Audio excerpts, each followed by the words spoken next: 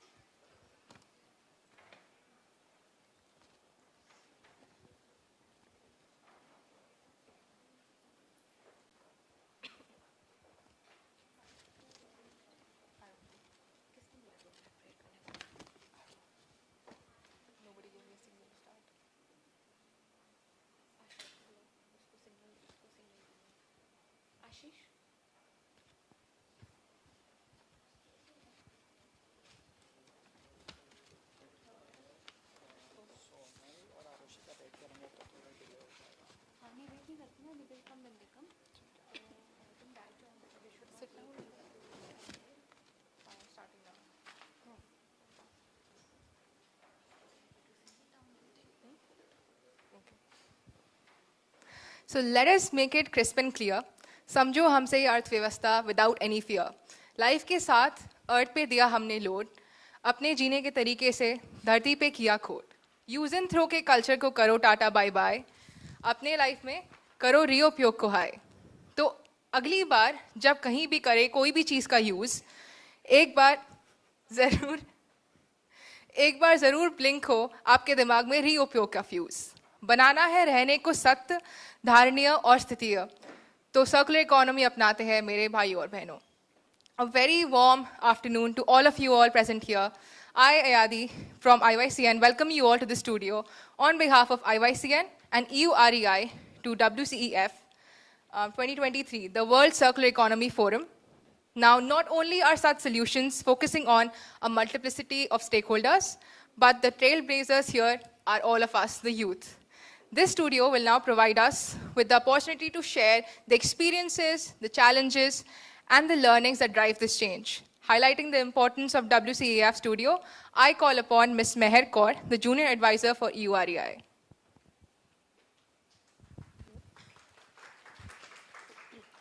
Thank you, Ayadi, and thank you for the poem on circular economy.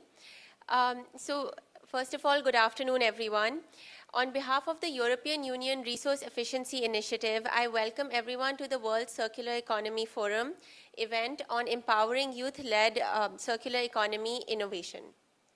So as many of you know, the World Circular Economy Forum kickstarts today in Helsinki in Finland as we gather here.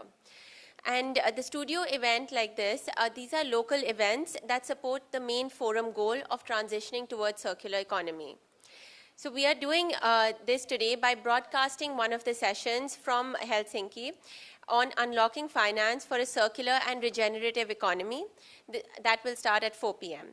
So today with us, we have esteemed speakers, we have youth stakeholders, innovators, the Embassy of Netherlands, and to give us all a holistic view of youth-led solutions in mainstreaming circular economy on a global level. So in India so far, we have seen over the last few years the momentum towards transitioning circular economy really build up. And this has gathered pace in India and EU and globally. And in 2017, India came out with the resource efficiency strategy, which was launched. After that, we have now 11 circular economy committees with their action plans, and 10 of them are being implemented. So these are in different sectors, from solid waste to solar panels to electricals and electronic equipment. So India, on a policy level, is trying to do a lot to transition circular economy, and there is also implementation on ground. The Indian industry and innovators are also part of the movement. Here at the Resource Efficiency Initiative, we aim to work towards and support this initiative on resource efficiency and circular economy. Taking forward the mission of circular economy at today's studio event in India provides an opportunity especially for the young leaders and innovators to share their experiences, their challenges, and opportunities in driving the circular economy agenda forward, and at local, national, and at global level. Highlighting the importance of youth-led solutions and the role of industry in supporting the transition of circular economy, the studio fosters collaboration and partnerships in India and at an international level. The studio will conclude with the support of the youth circular economy movement. So we will take a pledge for the youth circular economy, and we would like to share that this World Circular Economy Forum Studio is a sustainable event, which means we follow the guidelines of the Circular Economy Forum of being 100% circular. So you can see today's event is being held at Development Alternatives. This is a sustainable and eco-friendly building. And the food we have today with us, it will be vegetarian, locally sourced, and we have minimal use of single-use plastics, almost nil, and the whole event would minimize, we are trying to minimize our waste generated. And so we are following the practices of the WCEF Forum event, and this is just a background on the studio event. And Ashish, now So now we'll have Ashish with us to give us a little about the youth movement and the impact of the collaboration we've had so far with the IYCN, which is the Indian Youth Climate Initiative, the Project Resource Efficiency Initiative, and the Y20 collaboration.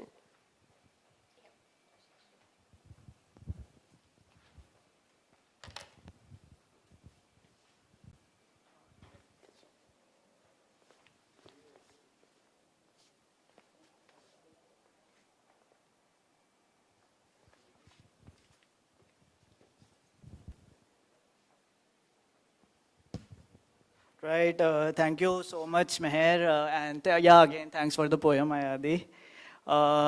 So, hi everyone. Yeah, so I'll be, going through, like, as you know, we are here as youth, and we are going to talk about youth-led solutions on circular economy. It's also important for us to kind of understand what youth climate movements are and, how they emerge over a period of time and why we are here exactly and why we are talking about circular economy today. And the best way, I think, to understand youth climate solutions movement in India is through story of IYCN. That's the best way to explain this. So this was back in 2007, around UNFCCC COP, when that was the time when there was lack of youth representation from South Asia, from India, anywhere in the country, and that was the time when the third conference of youth was taking place, and there was a lot of momentum that was started to build around conference of youth that happened before COP in Bali. And unfortunately, there were just 2 youth representatives from India.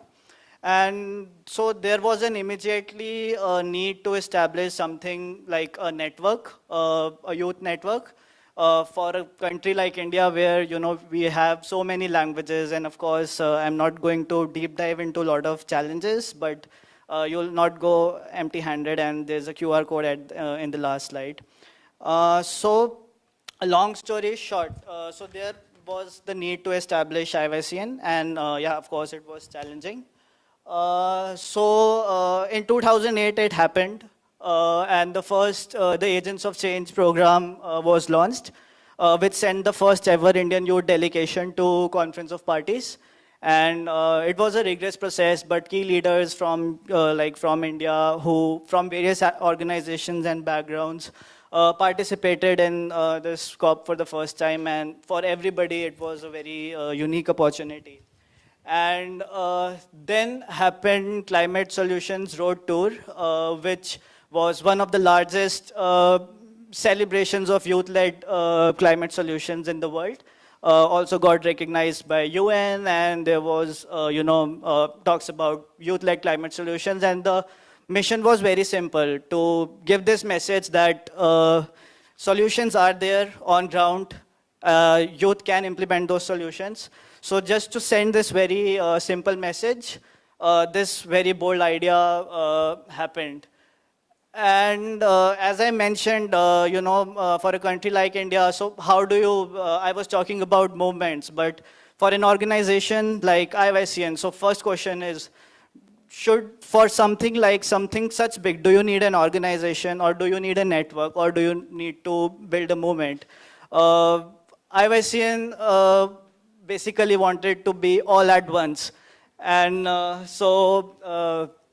is a QR code because if I go into challenges in details, this session will go long. Yeah, take your time and scan the QR code. So the QR code will lead you to basically how this entire system is organized as an organization, as a network, and a movement. You can also access it on a website, but that's the formulation. So since then, we have from COP14, where the first delegation was sent, to 15, then 16, 17, and 20, 21, 26, 27. So this has been our journey since IYCN is like the observer to COP. So as an organization, IYCN, and also as a movement, we have been observing these negotiations. And IYCN managed to take grassroots, like people from grassroots, like waste pickers to COPs, and we have been demystifying these buzzwords and complex negotiations that happens at COP. And finally, at COP27, the mission life was already being promoted in India, and our delegation took pledge to train young people on circular economy through Agents of Change program, which was initially started like back 15 years ago. And this is where we are today. We are talking about Agents of Change with the EU-REI, Youth Empowerment Towards Circular Economy. As Meher mentioned about our EU-REI's engagement with IYCN, so we started with the baseline needs assessment. We surveyed 400 youth from across India. We understood what is their need, what are their demands, and green jobs, getting into research was, of course, like the top factors. And yeah, you can access the report through our LinkedIn or website.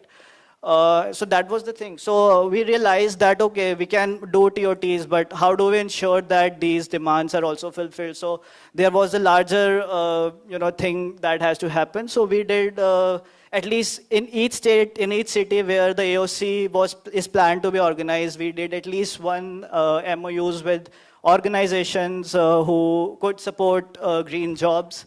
We have Sahas, we have refillables, we have like in Bangalore, which is going to be upcoming. So we made sure that this ecosystem, build this ecosystem before we do our first training. And then first TOT happened in Delhi. Post that, which was like we trained 30 youth on CE and RE. The next one at IIT Bombay was special because this was also Y20's first workshop in India, where we collaborated with UNICEF and Sustainability Cell at IIT Bombay, and trained youth, 70 youth from towns and villages of Maharashtra. So actually, this workshop helped us to reach not just like the cities, but we were also now capturing the demands and needs of youth coming from villages. We captured those interests, and the statement will be out anytime soon.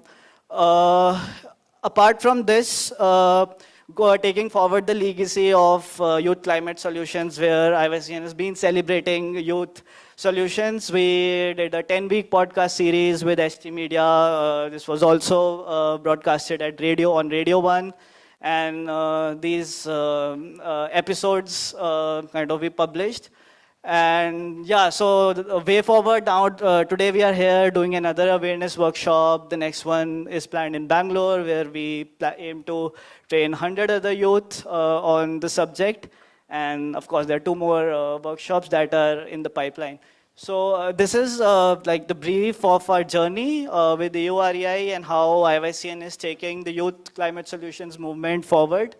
Yeah, and as I mentioned, you can again scan the QR code to learn more about youth environmental movements and what are kind of the challenges one would face to establish an organization that can act as a movement, network, and organization. And that's going to take time. You can go home and read a lot of pages. So yeah, so thank you so much. That's all from my end. Yadi, over to you. Thank you so much, Ashish, for all the highlights of this journey. And yes, please follow the follow the button to again join the movement. To highlight the importance of such youth-led solutions and the role of EU-REI in supporting these collaborations, the transition to circular economy, and through these youth circular economy movements, I now invite Dr. Reva Prakash, the Deputy Team Lead of the initiative. The floor is yours. Thanks, Ayadi. Thanks, Ayadi. Thanks, Ashish, for that wonderful introduction to Indian Youth Climate Network. I'm also an Indian Youth Climate Network alumna, and we also have with us Snigdha, who has also been part of IYCN since it was conceived in 2007, and I think you missed a COP where Snigdha and I represented Indian youth in Durban, and to say the least, it was a very enriching, empowering journey. When we came together in 2007, 2008, there was no organization, movement like IYCN that brought youth together to talk about climate change, to talk about sustainability, and to talk about our common future. And that was the idea that also sort of sowed the seed of initiating this work with Indian Youth Climate Network in EU Resource Efficiency Initiative. So in my new avatar, I was also thinking along with the rest of our team, how can we now get youth to also think about the root causes of what causes climate change or biodiversity loss or ozone hole. What is happening? Why do we have these challenges? And at the base of any of this lies the use of resources, the way we have been consuming resources to develop, to progress, to grow all around the world. And that's why we have been talking about circular economy. And youth imagination, youth innovation, and youth vision for a common future is very important in this transition. Okay. Yeah. So before I move on to what all we have done with the youth under the project, I want to briefly introduce. So we are an EU-funded project. We have been active since 2017, January, and we will go on till 2023. Our second phase started in January 2021, and we are a consortium which is being led by GIZ, and we have with us TERI, Adelphi, and CII as our consortium partners. And our overall goal is to support India in the implementation of sustainable consumption and production agenda, and to make resource consumption and use in India more efficient and circular. And we contribute to SDG 12, which also relates to responsible consumption and production. However, like I said, SDG 12 is also linked to other SDGs. It has benefits for other SDGs, including on climate action, including it also feeds into or takes support from SDGs on partnerships and collaboration, and on water and food and other SDGs related to access. We work through working on 3 key result areas. Under result 1, we try and assess to understand what is India's current and future needs of resources.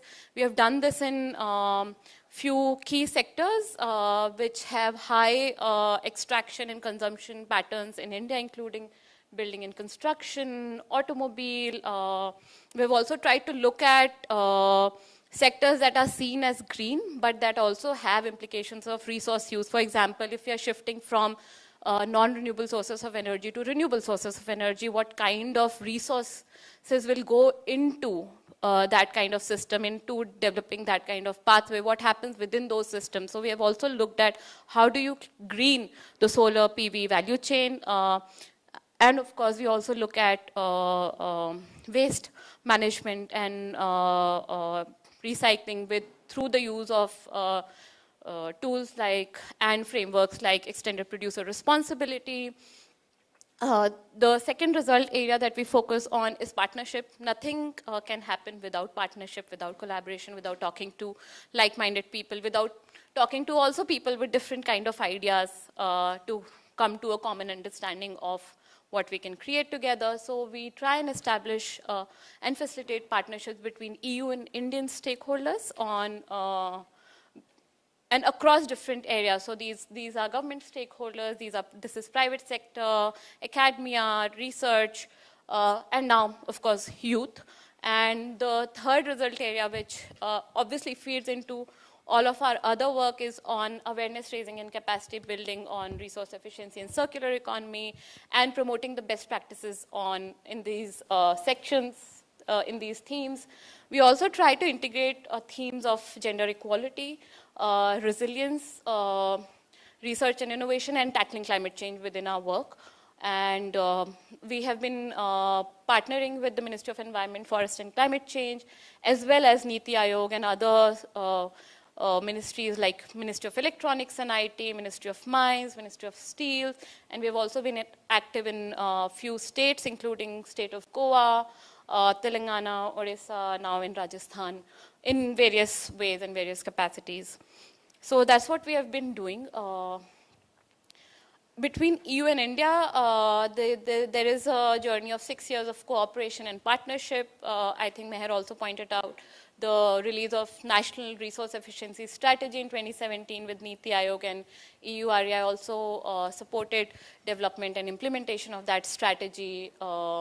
Then in 2018, during the World Environment Day, EU and India also signed a joint declaration of intent, which became in July 2020. Actually, there's a mistake in here, but July 2020, EU-India signed a joint declaration of resource efficiency and circular economy, which forges the path for development of a partnership at national level, at bilateral levels between the two actors.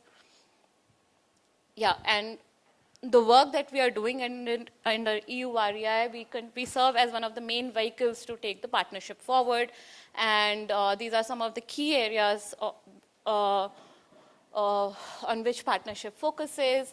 And jobs and skills is also an area that we are exploring, trying to understand what kind of skills and jobs, what kind of skill gap is existing in this area on circular economy that will need to be worked on in future. And now, what is circular economy? I'm not sure everybody in the audience understands it clearly, but I would like to give a very short introduction to how we work on circular economy. We follow a life cycle approach in which we look at stages of mining, extraction, that is, then manufacturing, consumption, end of life. And throughout all of these stages, we also look at the design of different products, processes. The reason for having a life cycle approach is to avoid burden shifting. Sometimes we see that a product or a solution has a good environmental outcome in one life cycle stage. However, for example, a product may have a very good environmental outcome in manufacturing stage. However, at the end of life stage, it becomes very difficult to manage and recycle or to be recovered. The resources are very difficult to recover at the end of life. Or maybe, for example, with textiles, during the consumption stage also we see that the use of water, due to the use of water or due to the quality of the fabric itself, the product reaches either quick end of life or has a different kind of environmental footprint. So basically the idea is to look at the entire life cycle of a product or a process to really understand where all do we have impact, environmental externalities occurring, and to find best possible solutions, and then to develop pathways to achieve those solutions and certain outcomes. Okay, so also while we work on circular economy, we also try and take some inspiration from what's happening in the EU. And you may know that there is an EU Green Deal since 2020, and the EU Green Deal also has one of the important pillars of transitioning to circular economy. This pillar actually feeds into, also ties into EU's aim of achieving net carbon neutrality until 2050, and focuses on sectors of high consumption and of interest, including building and construction, plastics, textile, battery, waste management, and few others. I think if you go up on the website, you will find all the details. What it also seeks to do is to look at some of the questions that are also relevant to us here in India, also relevant to youth. I think Ayadi in her poem mentioned themes of reuse, also repair, and so it also tries to tackle eco-design of products, trying to make products more sustainable, make them more repairable, extend their life cycle, have fewer pollutants, basically by tackling POPs, and also have lower carbon footprint. And of course, when you are designing all these products, you have to make them so that they get easily recycled, and you can get secondary raw materials out of them at the end of life. So that is what the EU Green Deal focuses on. And to tie why I mentioned several of those areas of EU Green Deal, and also what we do with the life cycle approach, is to also talk about what kind of actions do we need to take. Sometimes when you talk about circular economy, we also tend to hear that people are focusing more on the recycling. We say circular economy, people hear recycling. We say circular economy, everybody's like waste management. Circular economy is not only about recycling or waste management. And the reason why I'm sharing this hierarchy of action is because not all actions have equal outcomes. So not all actions also have equal environmental outcomes, and it's very important to understand where do you want to base your action on. And it's different for different actors, industries, stakeholders. It's not one blueprint that everybody can copy and paste and apply it. Circular economy solutions or even environmental solutions need a very thorough understanding of what is it that you want to achieve at the end of it. However, design of a product plays a very important role in how that product will have an impact or the kind of resources that it will use. If you design a product, for example, nowadays mobile phones are designed in a way, we all have touch screens. Of course, a lot of critical raw materials are going into our touch screens, but they're also designed in a way that it's very difficult to recover critical raw materials out of these touch screens at the end of life, or even to repair your mobile phones with just changing your batteries. I don't know how many of you have seen the older, more modular phones that were more durable. I mean, you could throw them and they would still not break. And you could also easily detach the battery and get it changed. Now, I can't even open my phone, Or for example, the earphones that we use, the wireless earphones that we use, they are essentially use and throw. You can't get them repaired, And so, I mean, there are those actions as well. And this is largely the hierarchy that one could use to reach or define actions. And like I said, there are many other things that needs to be considered, but this sort of remains the same. I want to quickly throw light on some of the work that we have done with the youth. We have been also supporting some pilot initiatives or undertaking pilots. And one of the initiatives that we have been working on is supporting a youth innovator who has developed tableware out of post-industrial ceramic waste. And we have supported the innovator with undertaking an LCA of the product and developing a route to market, and also supporting them with understanding how they can develop their business plan and strategy for this product, the circular product that they have developed. So this is one of the things that we are currently undertaking. what we have also done in the past, and this directly relates to what we do under our result 3 of creating awareness, we have also collaborated with various educational institutes. I'm highlighting the example of when we supported the Red Brick Summit, and we undertook case study competitions, supported development of an innovation playground, and presentations and a whole lot of things. And out of the case studies, there were many cases that came out through many teams that looked at different kind of end-of-life waste as well as design challenges. And so this was already done in 2017, 2018. We have something that we have done, and it's very interesting that as part of the project and also as other projects in GIZ have also supported an initiative called the Green Wicket, where especially in Karnataka in Bangalore Stadium, where earlier there were efforts to install solar panels and tackle and look at rainwater harvestings and other things. And under our initiative, we looked at the kind of materials were used during the IPL and tried to undertake a material flow study. Also tried to sort of get the audience to segregate their waste and have solutions like refillable water glasses instead of plastic water bottles.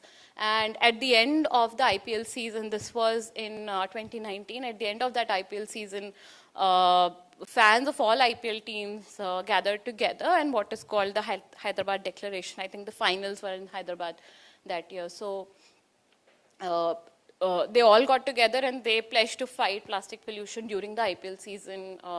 2020, I don't think, because IPL I don't think happened here. I don't follow cricket. I don't think something happened there, but this is an initiative that is also worth taking up by youth. I think in maybe once IYCN is in Bangalore, this is also something that we can also talk to youth about the work with IPL in future.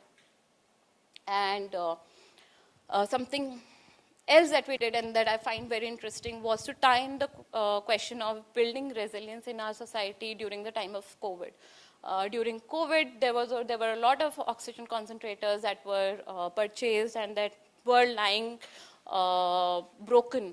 And we then worked with this makers community organization called the Makers Asylum, and they organized a series of repair cafes on how to repair the oxygen concentrators, and they also came out with a technical guide on how you can possibly repair them. And so this was done in Goa, in Pune. They also held a lot of virtual repair cafes. The idea was to already start to think about questions of repair for products that are purchased in high quantities at a particular time during peaks of certain ways, and then lie under disuse and needs to be repaired to make them fit to stay in use for long term. So this was also an attempt at extending the life span of a product. And then through Makers, we also tried to undertake a challenge on Make for Goa, looking at questions of how do you tackle discarded fishing nets, what kind of alternatives to single-use plastics can be there, question of textile waste, circular design as relevant to Goa, and sustainable consumption, all of it specifically targeting Goa. And the star of today's show, IYCN. We have been working with IYCN for undertaking these series of trainings and workshops and awareness campaign, and something that is very interesting, I think, what Ashish also shared is this podcast called The Circular Revolution, where they have documented a series of innovation done by the youth on circular economy. I don't think something like this kind of documentation existed before Circular Revolution came into being. So I really like it, and congratulations on doing a very fantastic job here. Yeah, so those are the key things that we've been doing with youth. We also go around talking to youth in different universities and colleges and elsewhere, and also try to connect them through organizations like Indian Youth Climate Network. And thank you for listening to me, and thank you for your attention. If there are any questions, then we'll take them later on. Yeah? Thank you. What a journey, Reva. Thank you so much for sharing the vision and the different approaches. We have talked a lot about the different kinds of movements that have been happening, our learnings from it, and then the spaces and the people involved in these spaces for CE and RE, both of them. But what are the young minds of India thinking about right now? For this, we have a couple of people here who are again here to talk about their journeys, their challenges, and their solutions for this. I now invite Ms. Arushi Mittal, the founder of Parali by Arushi, Mr. Shubham Prakash, Program Manager for Conserve India, and Ms. Sonal Shukla, co-founder of Eco Conscious here. The stage is all yours.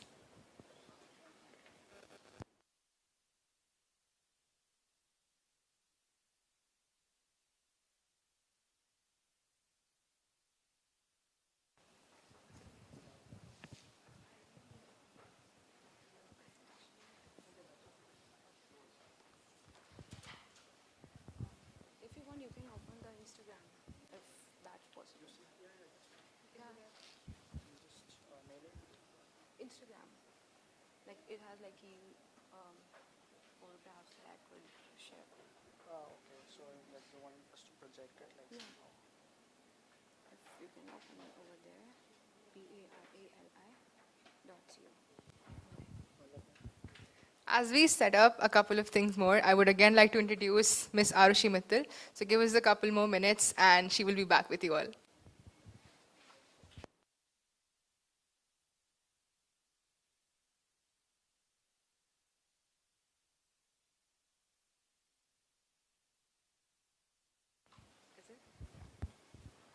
Hi guys, my name is Arushi. I'm the founder of Parali by Arushi. Parali means rice straw. I think it's a very common word that is being heard during Diwali season, that parali jal rahi hai, that there is something burning.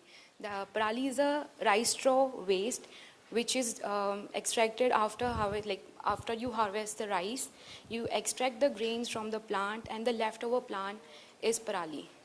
And it's majorly burned in India, northern side, like the green belt area, and majorly by the farmers.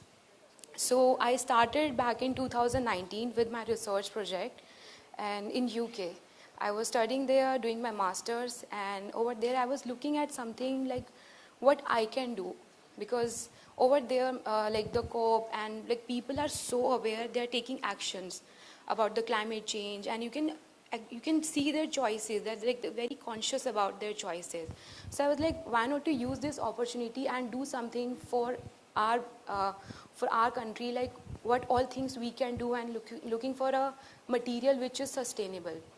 So like I started over there, then there was a big lockdown thing happened, then I shifted back to India, like my looms and everything were there. Then I again started with my research, how I can make it more commercial.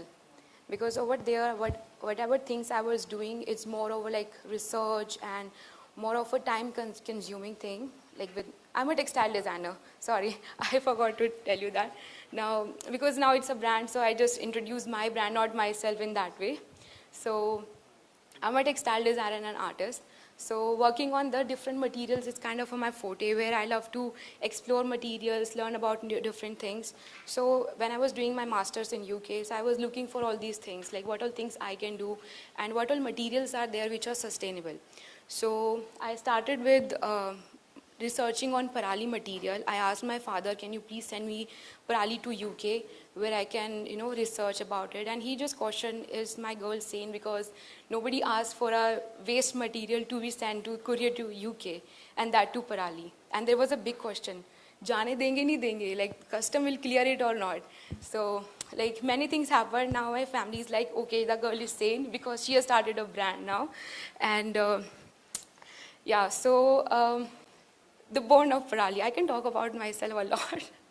Then in the Born of Parali by Arushi. So it was a start in 2022. I first exhibited in Dastaka, which is in Delhi, Vasant Kunj area near to that. They give a platform to me just to just to see how this material respond. Because earlier I was making this like small products like textiles, like coasters or small patches of textiles that could be hung on the walls and stuff. And they like, Arushi, why don't you just try out the market? Because our market and the customer and the footfall is kind of a people who are looking for different material and are very conscious about their choices. So I started at Dastaka. It was a huge hit. Like the kind of response that I got from the customer, it was really overwhelming. And so basically our functioning, now coming to the functioning of our, like how, like where are we set up and how we are working and with whom we are working. So we are set up in Panipat village area where we are sourcing the material from the farmers. So like when I'm saying sourcing, we are purchasing the material. Though the material is in abundance, it's a waste. We can procure it free of cost. But that is not what we are looking for. We want the farmers to be aware of that this is not a waste, it's a resource. And when you tell someone that this paper or this like shirt is not a rag, you can have something like raddi wala, that kind of concept that you have. So we always ki ghar mein ek jagah bana di that we always gonna store that thing. So it started with that. Now the farmers are coming to us, they're selling their material to us, and we are using that and we are giving the proper treatment and like a finishing and washing to that. And most of the things are done by the women. So why I'm working with the women? Major thing is these women are those women, they're not craft people.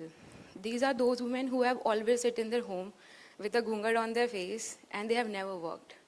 To like if I'm a woman, I am working, my father and my mother, they have given me this kind of opportunity. Why not to give back to the society? And especially to those people who are looking for all these things. So I train women, I go to the village, I look for those women who really want to work, who are passionate about it and want to learn something. So if they got some hunar, they come to me. Even they wanted to, hame paas kuch nahi hai, we just wanted to learn something and we wanted to earn something. So now they don't want to go back to the home. Even on a Sunday, they call me that we don't want to go back to home. We just wanted to work. And even for Sundays are not free for me. So can you scroll them down? Thank you. So this is a kind of like a small graph that I made just to explain to the consumers that what kind of things we are doing. So this is a rice straw. After separating the grain, the leftover rice gets burned. So before burning, we are purchasing the raw material from the farmers and we are upcycling it to make a textiles. And even these textiles are biodegradable and compostable. So imagine like the consumer who are using like home decor items. So it's kind of a use and throw. And majorly they are made of plastic or other kind of materials that we are always forcing. Natural materials even that we are, traditionally using and forcing them to be chalao usko, right? For example, bamboo if you take or jute that you take. So these are the traditional materials that we are forcing them to work for us, that saying that these are sustainable. But there are like different things. If you're putting too much of pressure on the natural materials, just two or three, that is again not sustainable. So introducing parali in such a way that it can be used for the home decor, not just for the textiles, home decor. In terms of like, we have mud collection. So basically, whatever the leftover parali that we have, like chhat gaya, sara kuch wastage jo bhi hai, there's nothing like a small, tiny thing doesn't go out of waste from our unit. Everything get recycled. So we are upcycling the parali, but we are also recycling our production waste. So just trying to close every loop as much as we can do, and then our products are biodegradable and compostable, so they can go back to the soil. And again, the cycle continues. So the things are done by hand, done by the women of the country. I'm training them. Even if they don't know, just come with that positive attitude that you want to learn. I'm gonna train you. And so the product range that we have like the table range, full like coasters, table mats, runners. Then we have rugs, blinds, and now we have started with packaging. So the packaging that we are making is that light that it can, it's much lighter than a foam, like packaging that we have already seen, like how thick the packaging is and heavy that is. But the kind of process that we are using and making the packaging out of that is very light, and it's also very sturdy. So there are many things that we are making, and even the paper that I mentioned, so the paper is also cyclable.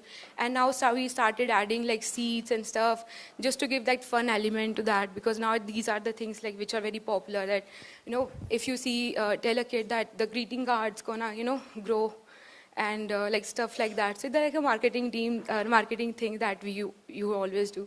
But anyhow, like we are doing as much as we can with just Parali.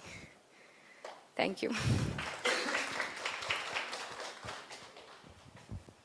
Thank you so much, Arushi. And I mean, tying everything all up together, whatever Ashish and Reva said, this is all about Upyog and Reupyog. So thank you so much for sharing this with us. And next up, we have Mr. Shubham Prakash, the Program Manager for Conserve India. The floor is all yours.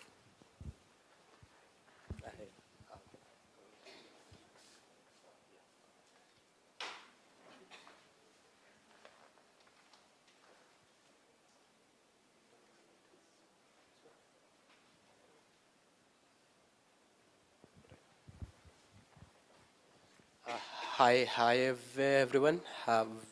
Wishing you all a good day. I'm Shubham Prakash, Program Manager from Conserve.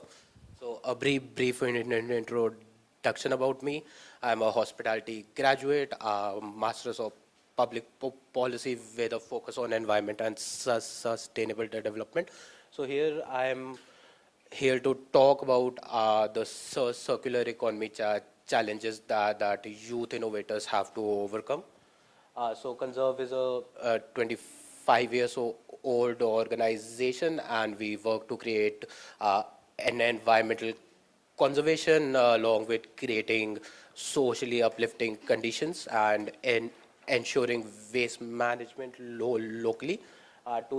This day, we focus on our core values of circular economy, empowerment, fair trade, as well as upliftment.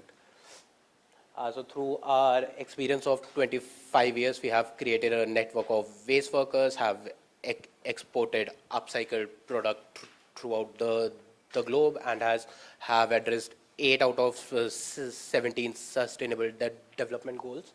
And we have created impact environmentally, but also socially and economically. So we aim to build capacity for the youth and individuals, focusing on recycling and upcycling of textile and plastic waste, creating behavior change amongst the masses, and engaging in policy research and advocacy, and lastly, creating micro enterprise of youth to pursue green entrepreneurship. So ours is a social enterprise model where Conserve acts as a non-profit organization which raises grant for skill development and waste management. We use our proprietary process in segregation, washing and cleaning, and creating recycled raw material out of plastic waste. Lifafa is a marketing aggregation brand. It links the various micro enterprise that we create with export channels. So with youth, we intend to intervene and create resilience amongst them. We engage with disadvantaged youth to create leaders of today as opposed to leaders of tomorrow. We make them as a change maker and ensure that they becomes a driver of sustainability. Through our supporting youth, we create resilience amongst them, develop agency and accessibility. We ensure that it becomes a human-centric transition by creating a thought leadership and knowledge repository. So youth faces a lot of challenge while entering fields of circularity. We help them view waste as a resource, not just the dominant waste, but also the waste of the waste that is created, so that maximum circularity can be ensured. We help them perceive the monetizing potential of the supply chain in plastic and textile waste, so that the increased economic advantages translated all throughout the supply chain. We upskill them for recycling sector by teaching them about the recycling process, machine operation, the potential it can create, and we build capacity through training in business function and green entrepreneurship. So through our projects, we ensure that the youth are able to pursue their innovation and are able to create products like fashion product, stationery, home decor, and utility items from plastic waste. We train them in circular transition and ensure that they are able to leverage the whole circularity chain, as Reva ma'am had also mentioned. Lastly, we help them to create collaboration and explore synergies so that they are able to create a nexus economy that not only just focuses on circularity but also on well-being, resilience, digitization, and access. That's all from my end. Feel free to connect with us. Thank you so much, Shubham, for again highlighting the human-centric approach for this circular transition. Now we have Mr. Abhishek Kushwaha, the co-founder for EcoChub Foundation, with us.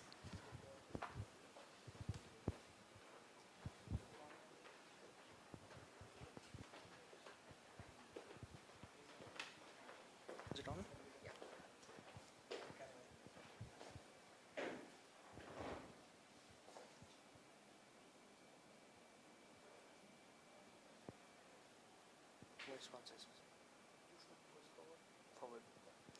So hi everyone, I'm Abhishek Kushwaha.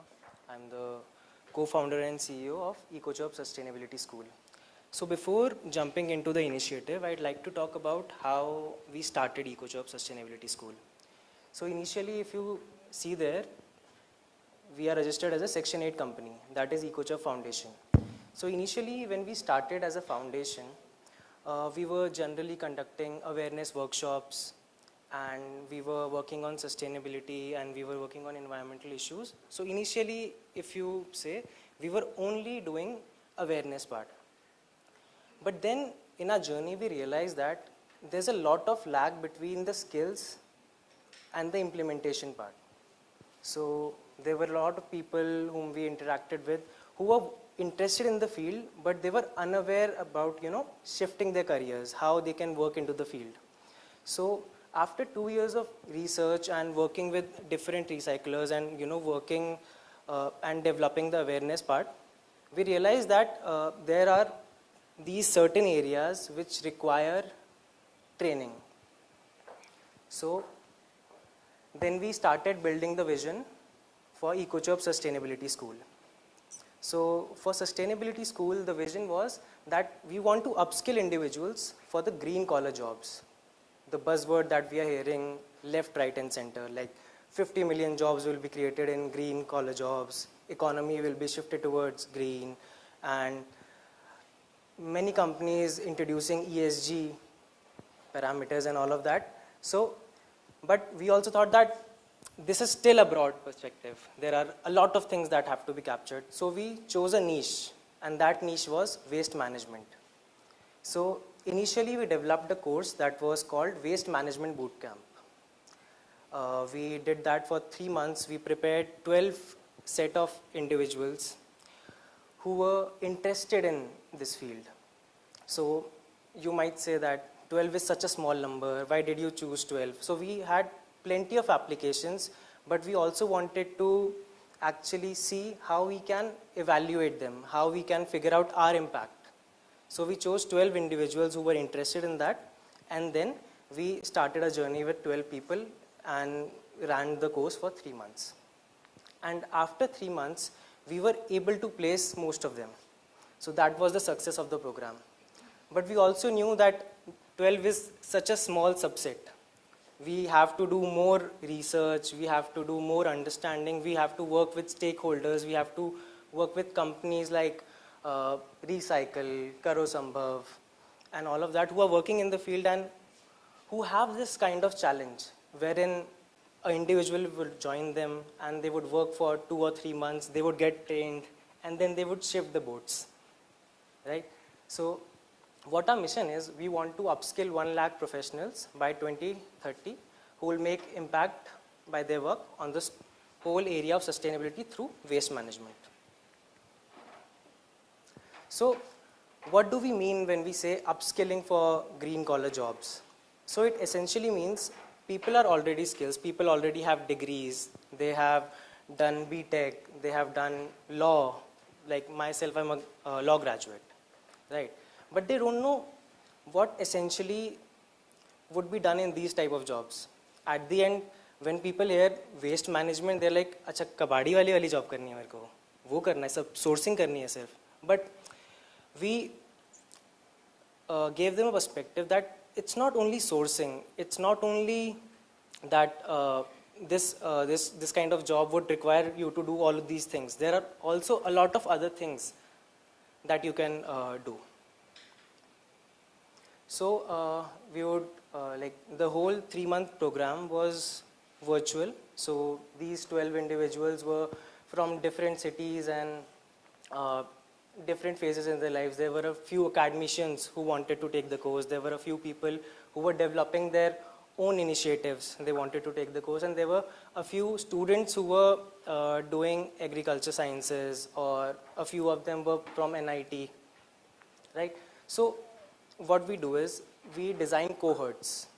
So with cohort, we mean that it's a very small group, like a group of 30 people, a group of 20 people, right?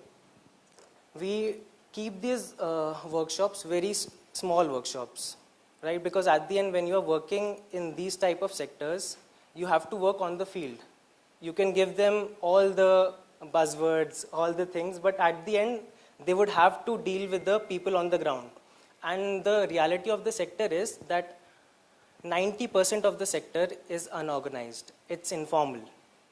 So at the end, you have to go on the field. So first of all, we were facing challenges like how we can integrate this type of skilling in a virtual course. So what we did was we identified different partners in different states wherein we engaged them. We told them that, we'll be supplying you the resource. What we want from your end is that our students would be visiting your facilities, and you can give them a tour of how things work. And that's how we started developing connections in different cities and different states. So now the third question, and this is the question that is asked a lot. Like a lot of people say to me that, what is your expertise? You are a law graduate, you haven't worked in the field. How do you know so much? And what is your credibility at the end? So we essentially say to them that we are not experts. We are course curators. All the information is available online. If you want to go, you can search and you can find plenty of courses that are available free of cost. But what we are doing is, we are actually curating all of these things, and we are presenting you them on a platter. If you take the course, you directly read everything, you are in touch with industry experts, and you can work on that, right? Now, the fourth thing was action-oriented approach, in which we got a few people internships, and 1-month programs with these companies which were happy to take them, because at the end they would be spending that much amount on a new resource, right? But if they are spending that much amount on a student, then they are certain that this person would be joining their organization. So that's how we gain the trust of the organizations. Then field visits, mentoring sessions, placement opportunities, and we, on the last part, what we focused on was that when these people were, these 12 people were learning, we also tried to give all of them one module, which we told them that you have to design what you would like to study in that. And that's how we engage them in a much more better way. So now let's talk about what we are doing right now. We once again realized that waste management is also such a broad thing. There couldn't be one course that would integrate all of these things. So right now we are developing certain sets of courses that are specifically for different type of management. Like one is for tire waste management, one is for e-waste management, battery waste management, how lithium-ion batteries can be recycled and all of that. So right now we are in that, and for that we are working to build partnerships with different organizations who are doing this, dismantling and procurement, and then we will shortly be launching these courses. So in the last 1.5 years, what we have done is, apart from the one boot camp that we have done, we have partnered with these institutions through their students who have taken our small workshops that were basically waste auditing workshops. So after doing all of that, we realized that there is a need. There are also plenty of people who want to get into the field, but there's only the person who can mitigate the skill set, that who can say that, you know, you can take this course or you can provide them with opportunities. Like there are a lot of companies who are providing different sort of courses. But at the end, the question is that what is the impact? Are these people employable? Like, is there any relevance of the course that you are doing? So for that, that is the first thing in our mind. Like, people shouldn't take the course and then they'll be like, ab to kuch bhi nahi ho raha. Like, I wasted my money on your course and now I don't have any placement. Like, there should be a particular skill set that they gain through the courses. So that is what our goal is. Our main goal is to bring these people from all the other avenues to this different field and how they can tackle the challenges in this field. So I'm available here, so if you'd like to contact me, thank you. Thank you so much, Abhishek, again for focusing on the important parts of upskilling. Now we have Ms. Sonal Shukla, the co-founder of EcoConscious.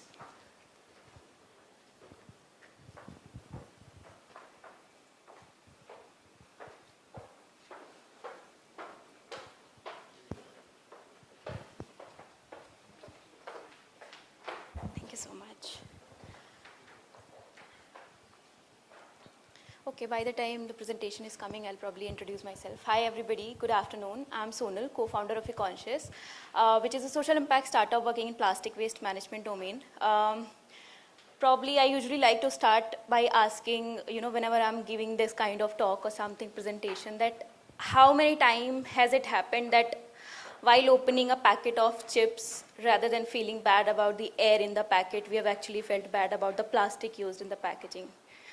Mostly, it used not to happen with me before 3 years, but it happened at one point while during a mountain visit to Himachal, during the trek, we found all those packets lying there, and it really वो hit हुआ उस moment पे, and then we came back and we started thinking about that as a citizen what we can do about these problems. So little bit about myself. I am an electronics engineer. I did my BTech and MTech in electronics and communication engineering, and I have been that person. Can I have the remote?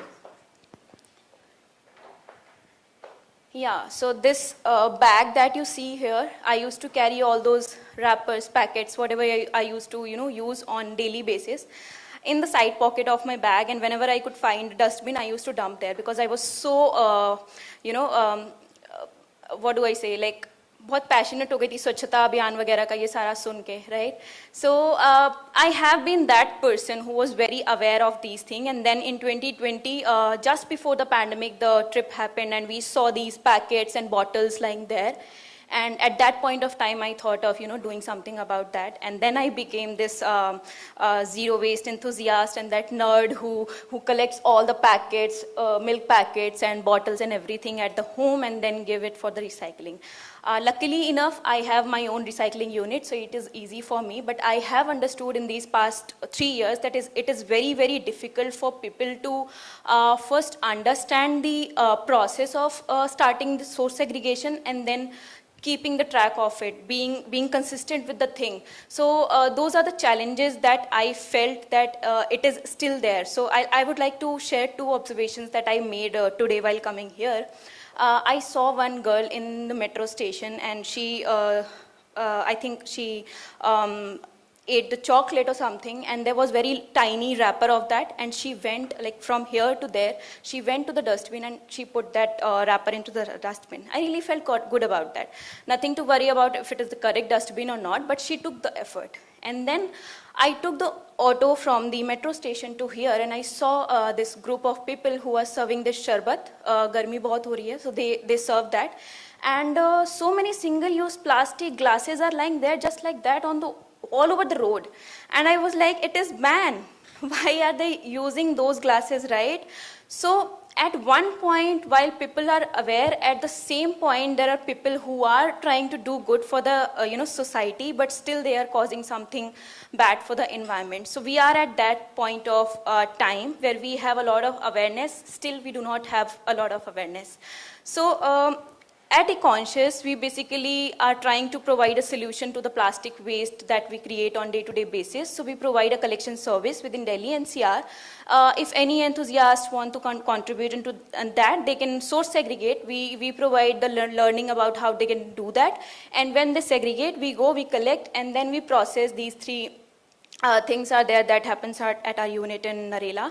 So we shred it, then we make these boards out of that. These are like ply boards, and then we cut those boards and make different kinds of products out of that. So that's the simple process of what we do, and these are some of our products. So we have been into operation for more than 2 years now, and we started by making just a coaster and a pot, and now we are making big benches and dustbins and artworks and whatnot. We have made doghouse, we have made bed, we have made everything that is possible with the material. And luckily enough, we got very good partnerships and collaboration in the process. In the whole journey, that they are also understanding the concept and they are promoting these kind of products. But I feel the challenge which is there for our kind of startup is that when you are into the waste management, it is a lot to do with the government partnerships, and there it is a very slow process. You can't just give an idea or something and you expect outcome in return at the immediate level. So it's a challenge for us, definitely for any startup working in the waste management domain. But apart from that, I feel like a lack of awareness, like I told, like any kind of awareness which is there, it is good enough, but it is not good enough. And then infrastructure limitations, again, government partnerships are required, which take a lot of time, and then behavior change is required, which again take very, a lot of efforts are taken to maintain that behavior change. I have seen people, being very enthusiastic that, oh, I have so segregated, could you please come and collect? We go and we do not hear the next time from them. So that also happens, but there are, one lady which is like around 70 years old, and she source segregate. She lives in the Mount Kailash, and she probably in 1.5 months or 2 months, she gives us call, Sonal, I have collected, could you come? So we come all the way from there to collect that plastic waste that she collects. So it is there, we are reaching there, of course, but a lot of this too, it has to do with the youth partnerships and the youth collaborations that we are talking about today, because I know some of them, my colleagues, not colleagues, but my friends are sitting here who have very wonderful ideas, who are working on them, trying to bring that technology into the whole concept of waste management or environment sustainability, circularity. That is the way forward, I believe, as a person, that when you bring something, coolness into that, and then you try to approach the youth, they love to understand, actually understand the thing when you mix something into that looks cool. So for them, they are using recycled products because it is cool, not because they are creating any impact or something. Because I know my friends, when I started this startup, they purchased from me just for the sake of the friendship, and they were not at all interested in the product otherwise. I know that. And some of them still haven't bought anything from me. So that's the one part. But the second part, when you are in this climate tech startup, of course, from my personal understanding, since I come from the electronics engineering background, it was very, very hard for me to, understand what waste management is.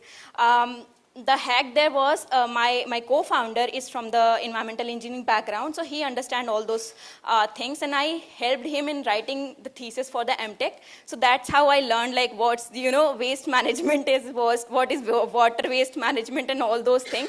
And that's how I picked up the interest, and I was working in a company where we were designing the chips, and today I'm designing the products which are made from recycled plastic. So I feel that I have come a long way, but it is still a long way to go. So again, the second challenge which is very, very prominent in this particular space is, so me and my co-founder both are very driven by the concept of working for the environment, circularity, and all those things. But when we are looking to hire someone, we find it very difficult to find that match. So that is one challenge in this space I feel is very important. And also, I don't know how we can address that need, but like Abhishek is working on this platform. He's creating those people, right, who can understand the concept. Probably next time I want to hire someone, I'll collaborate with him, and probably would like to get some of the resumes from there, so that we can find that, connect. And then funding, yeah, that is there. No startups is happy with the funding part. They always need funds, and we do so. We also do that. Yeah, I mean, talking about this particular space, I have seen there are these impact investment and things that are happening there, but they also need some sort of, credibility being there. And being a startup which is just understanding and they do not have a lot of traction, it becomes difficult at points to show that kind of growth when you are not sure. So I feel some sort of support from the side, maybe, I don't know if this is the right audience to talk about that, but some policies need to be there which sort of address that need. Okay, these kind of startups might not have those 10x returns or something like that, so maybe we can give some grants. There are grants, but it should be from the government side, I feel. Maybe when we are going for the loans or something, there should be something kind of sustainability loan or something. So the way we have addressed the need of, inclusivity, and we have promoted women empowerment, there are loans that are given just to women to start their own small business. I feel we also need policies to support these kind of initiative as well. And with that, I would like to end. Thank you so much.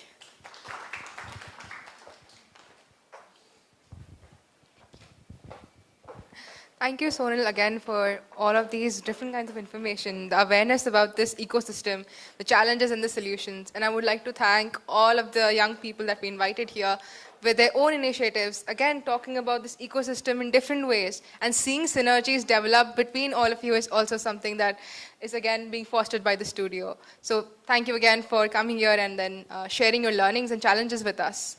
Now, we will be moving on to a tea break for the next 15 minutes. And when you join us again, we will have 2 more exciting sessions and the final launch as well.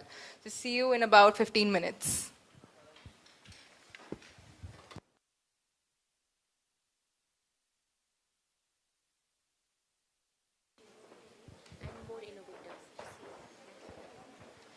Just a quick point, the session that is about to come is about financing, which is something that was highlighted by all the 4 innovators. So, yeah, looking forward to seeing you all again.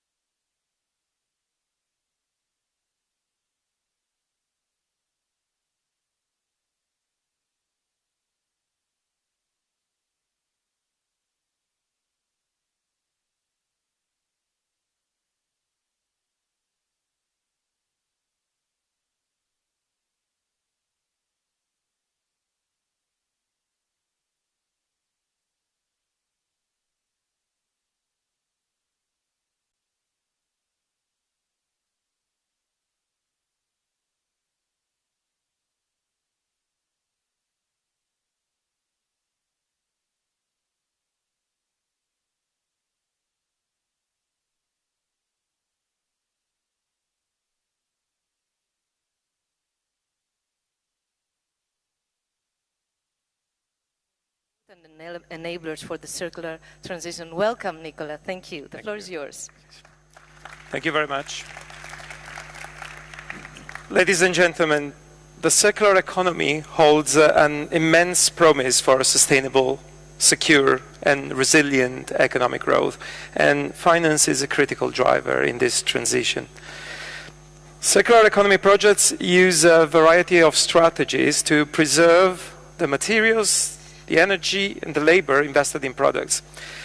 From recycling to redesigning processes to reuse, remanufacture, or repair products. Circular solutions can be implemented in any sector. While a key goal of the circular economy is to have a positive impact on climate and the environment, it is also crucial for resilience and economic security. Growing global competition for natural resources, as well as security of supply concerns, have contributed to marked increase in price levels and volatility.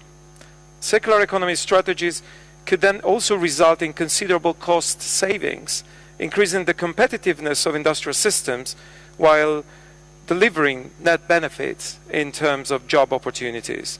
Let me share our experience.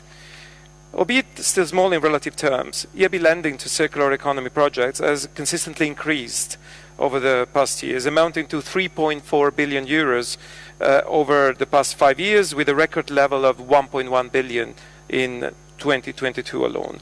Among others, our financing has been directed to recycling aviation-grade scrap titanium, making new fabric from old clothes, reducing use of primary raw materials and waste associated in the production of electricity cables, promoting circular solution for plastics to move away from fossil sources, manufacturing masonry blocks that consume carbon dioxide gathered from industrial processes, investing in equity funds devoted to circular bioeconomy, turning recycled wood into furniture, reusing water, and developing software and hardware to help reduce food waste.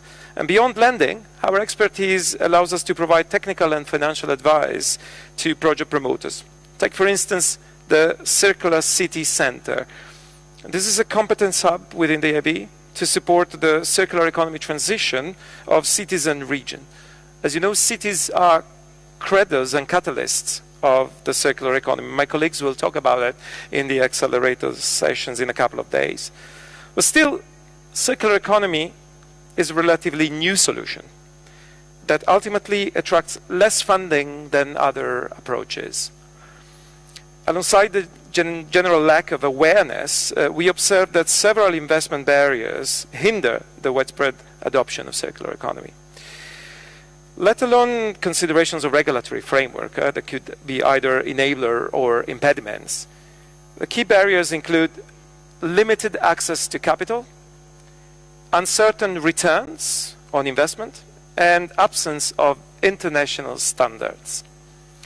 In many cases, the current economic system does not adequately reward circular solutions. Traditional linear models often prioritize short-term profits over long-term sustainability.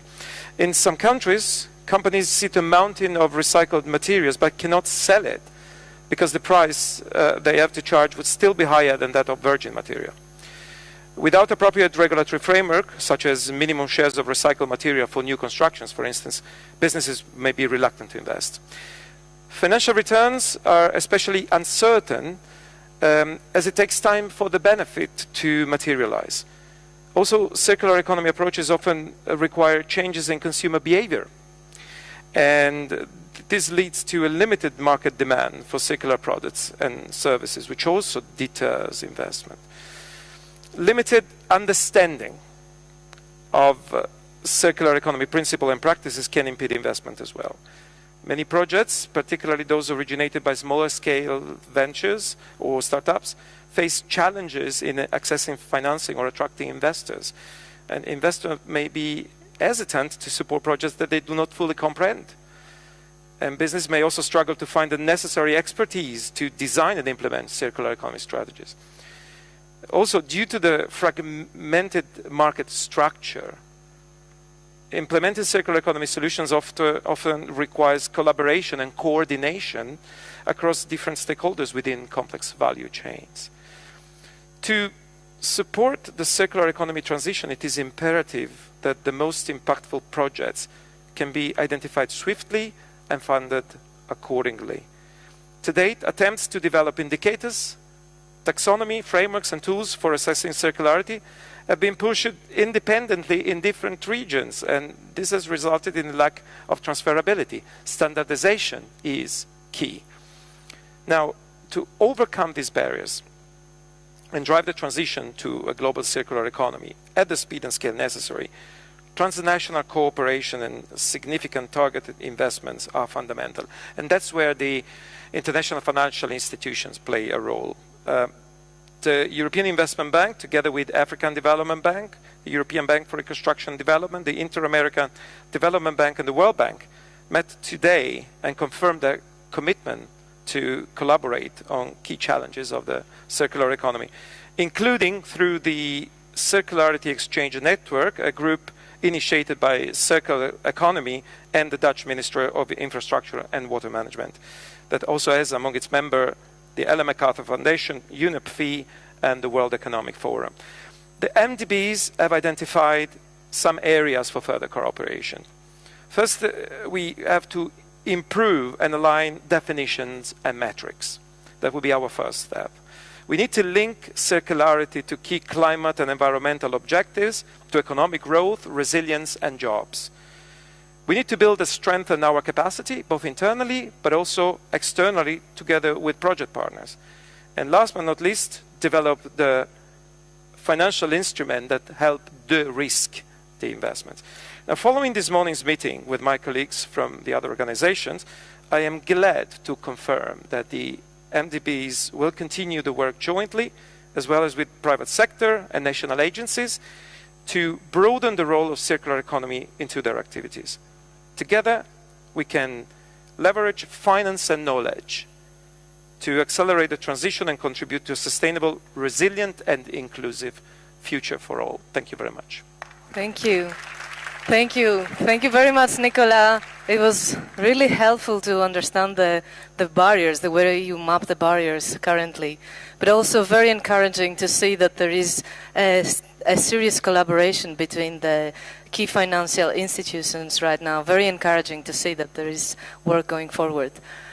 Marvin, which is our next guest? Yes, we're actually moving now to the second section, and that is how we move from ideas to action. And I mean, it was great to learn and hear how the MDBs are collaborating, but this was actually also inspired by the work we did in the Netherlands with a Dutch roadmap for the financial sector. And to talk a bit about this, I would like to invite Marieke Spijkerboer on stage, the Director of Sustainable Environment and Circular Economy at the Dutch Ministry of Infrastructure and Water Management. Hi, Marieke. Take a seat, please. Thank you. Yes. Thank you. So, welcome.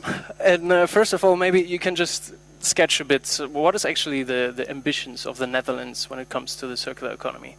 Well, the Netherlands has high ambitions about the circular economy, being one of the very first countries that have ambitious circular targets to be fully circular in 2050, reduce resource impact by 50% in 2030, and therefore we have close collaboration on all governmental levels.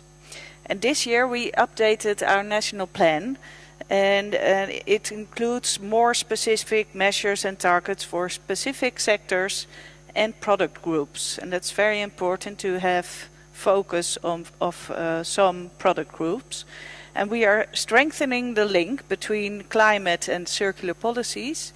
And recently we agreed additional climate measures, and it includes initiatives in the field of plastics, waste, and circular innovation and real estate. So we have a lot going on. A lot going on indeed, yeah. I mean, the Netherlands are known, of course, also to really spearheading the development, and I think it's great to see that the circular economy is also really seen as a measure to reach CO2 targets, for example. So, but I'm wondering, how do you actually work with the financial sector then? Well, there are some key barriers to circular financing, we know, because innovative businesses struggle to get financed. And it's very important we join together, and we are specifically looking at the risk models banks are using, because banks are always mainly look for short-term payback and look at the past and not the future. For example, the financial sector is not taking into account that some resources are ending. And the financial sector has been crucial to join them and to together overcome these barriers. And we started a specific leading group on circular finance, and we discussed about what do we have to do. And then we had an agenda, the roadmap, the national roadmap for taking steps forward to make the circular business model the normal model to use. Yeah, this group, actually a Dutch kopgroep Circulair Financieren. Yes, I mean, that way. you don't have to repeat it. I mean, it's great because they really use also the roadmap as a kind of guidance how to move forward. Can you maybe tell us a bit more about that roadmap? Yes, and in the kopgroep, the leading group, there are a lot of banks joined, Dutch banks, and also smaller investors, but it's InvestNL who was taking the lead. And in the roadmap we launched four main themes. Firstly, to understand the risks. What risks do we have to see in a circular business model? Align the metrics as well, because if you know what to if you know the indicators, that's also very important in the financial models. Learning from deals in practice, because it's also good to see what is going on in practice. And we develop new instruments. That are the four main themes we use in the roadmap. And well, collaboration is the key word in it, because we only can do this together. Yeah, absolutely. And I think also that the group also launched a new risk model, and they are working on some very tangible outcomes there. So, yeah, it's I think it's great work to have also these themes as a guideline. Then maybe just as a final question, so because of course we want to kind of replicate also what has been done to drive comparable initiatives forward in other countries. Can you maybe give us some key takeaways, some learnings that other financial sectors in other countries could learn from? Well, it's very important to take action and be ambitious and set a point where you want to work to. So a roadmap is very handy then. But also make sure the roadmap offers solutions for specific problems financials face.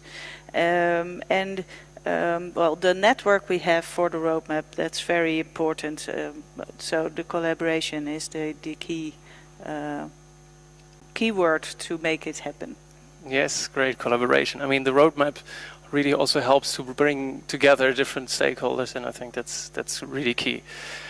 Thank you so much, Marieke. That's it already from your side. Thanks for giving us the perspective on the Netherlands. And yeah, I think we're then moving to the next session. Electra? Yes, thank you, Marieke. Thank you for being here. Great to hear from the ground. Great to hear the work that happens in the Netherlands. And I stay with what Marieke shared, that how important is to put a goal, you know, to say we want to go there, an ambitious target. And we see how this has worked a lot in the Netherlands to accelerate action. And then collaboration, we hear that. So I'm happy to move and hear more work from the ground. And this time I would like to invite, we are going to dive deeper into the idea of roadmaps and how they have been applied around the world to create action. And with this, I would like to invite on stage Karen Isaacson, the Managing Director of the Nordic Development Fund. Come, Karen. And Anthony Nyon. Anthony is the Director of Climate Change and Green Growth at the African Development Bank. Please give me, help me to introduce them, to welcome them. Welcome. Great to have you. Welcome both. And let me start with Karen, Anthony. Karen, you have decades of experience in development financing, and you have decided actually to collaborate with the African Development Bank. Maybe you want to share with us what you have in mind when prioritizing Africa as a region, and what is the role of circular economy there? Thank you very much. So I will start with a little bit of context on the Nordic Development Fund, which is the joint Nordic Climate Fund owned by the 5 Nordic countries, and focusing then on the nexus between climate and development. So having said that, it's quite natural that we focus very much on Africa, and we already now have over 50% of our portfolio in sub-Saharan Africa. We invest and finance both mitigation and adaptation projects, and we have the great advantage that we are a concessionary financier, so we can provide both loans, grants, and equity. So with this focus, one of the areas we have identified, which is also something where the Nordic countries has quite a lot of experience, is circular economy. And in order to then drive the agenda on circular economy in the African countries, we, together with the government of Finland, has contributed with grant funding to a trust fund that is then managed by the African Development Bank. Then, of course, you can learn from more developed countries in how to approach circular economy. But I think that it's important to reflect on our own achievements in this part of the world, and I'm talking in particular about the Nordics and the global north. And on a global level, we're not doing that great when it comes to circularity. We are only reusing approximately 10% of what we use. So, well, you can look at this. Is the glass half empty or is it half full? There is a great opportunity then in reducing emissions if we reuse, repurpose, and recycle more. And of course, here we are over-consuming. You can just open the doors of your closet and what you have. The African countries, they are not the ones that are guilty of over-consumption. But there is also a need for African countries to look into the opportunities with a growing population. There will be more demand for different kind of raw materials. So coming up with models also in the African continent to recycle is very important. Maybe one thing that is also particularly interesting for African economies is the opportunities to create jobs within circular economy. And it's true what has been said before, to get out of poverty, one of the most important things is to have a job. So by then supporting, as we do together with the African Development Bank, the creation of bankable business models, revenue-generating business models, and thereby creating jobs, is something that we hope to achieve in this cooperation. Great, great. Very nice to hear. Very nice to hear your vision. Anthony, now maybe we hear from you with your role as a Director of Climate Change and Green Growth. You are also supporting the creation of roadmaps. Why you consider roadmaps important and as a key tool for, why do you use them as a central tool for within your agenda? Yeah, thank you very much, Electra. Let me start by saying that for us, the circular economy agenda is not optional. Mm-hmm. We are a continent of developing countries, and we believe it is right to do it right the first time. than to want to retrofit later. And so for us, the model we are adopting now of produce, use, discard is really not helpful. And so we think it is important. You know, everyone keeps talking about Africa being the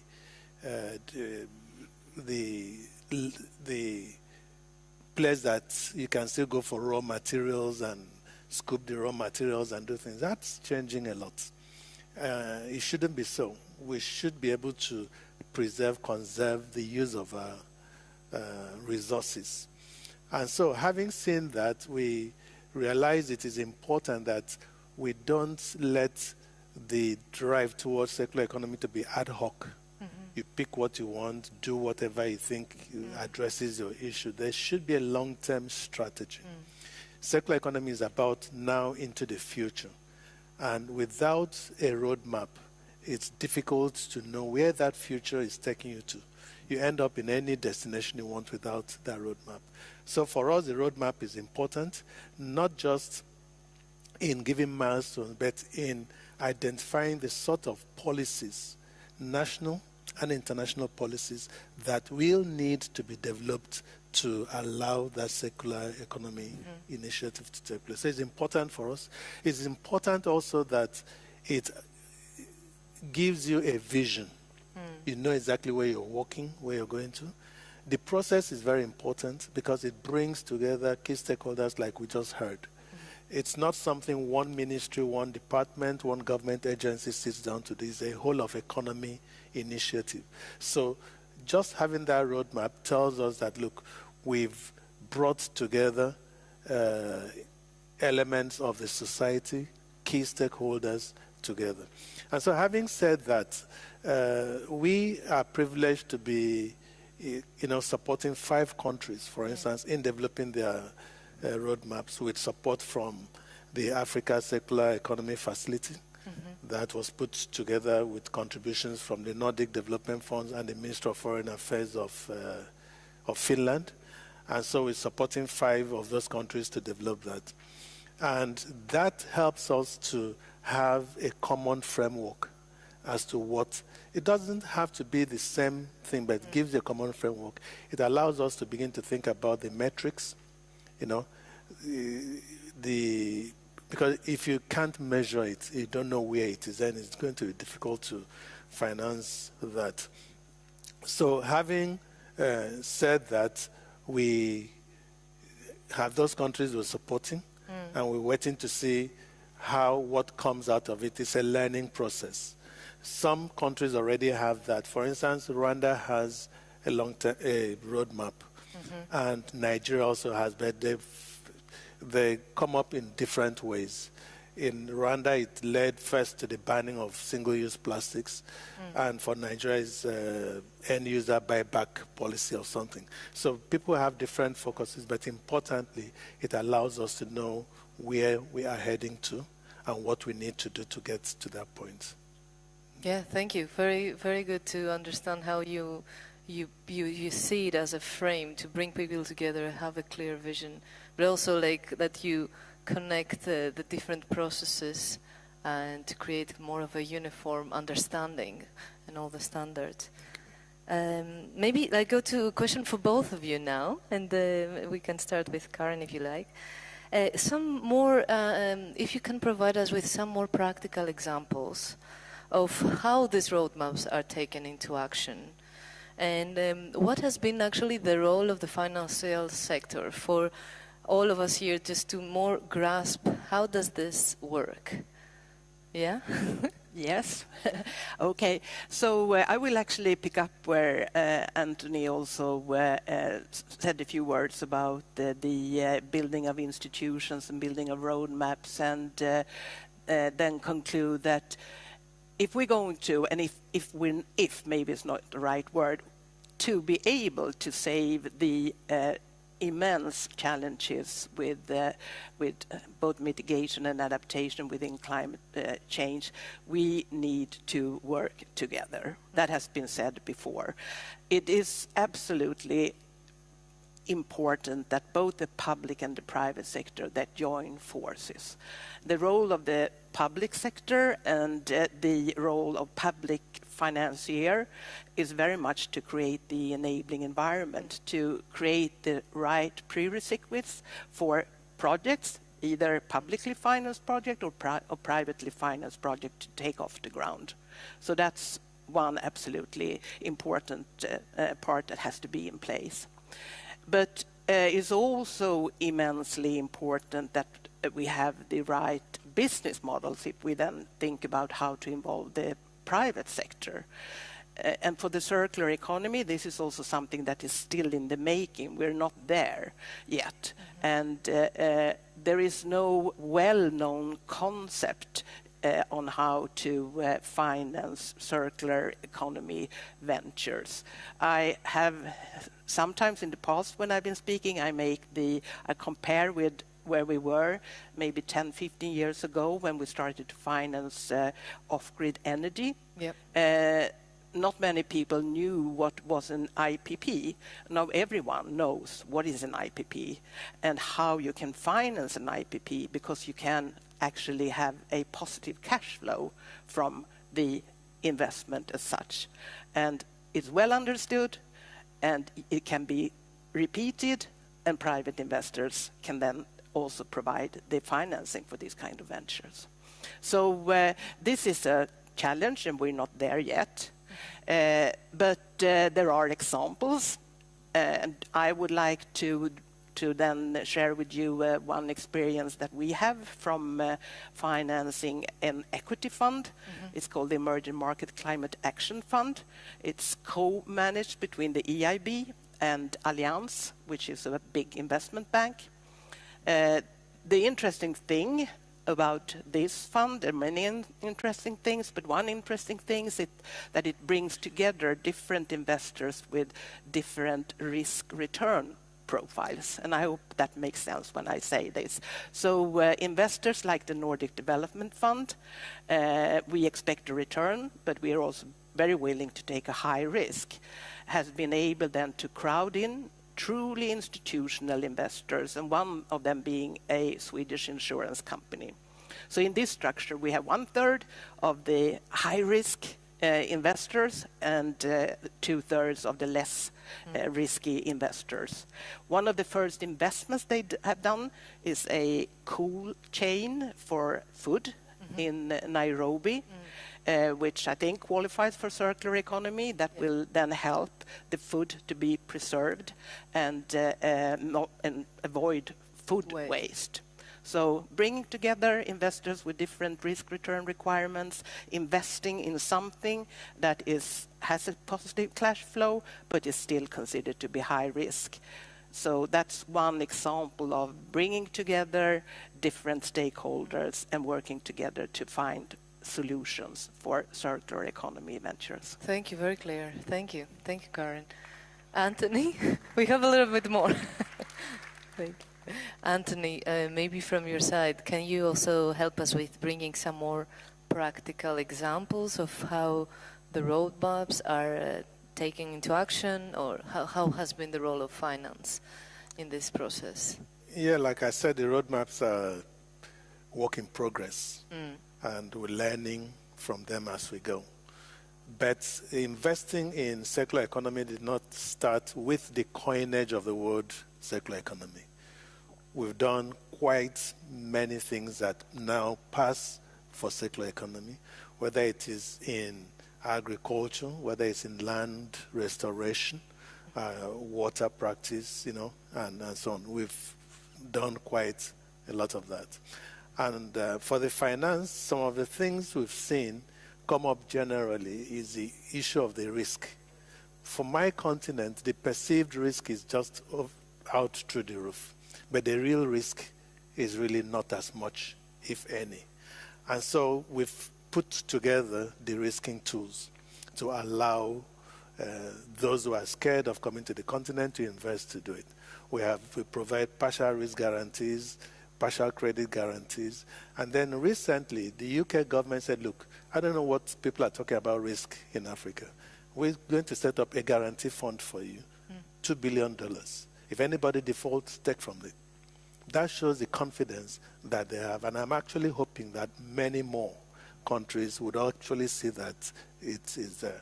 And so for us at the African Development Bank, we've seen that we're not just a wallet. We're a financial institution where we're not just out there to write checks. We have capacity. We deal with project structuring. We understand what the real world development is like.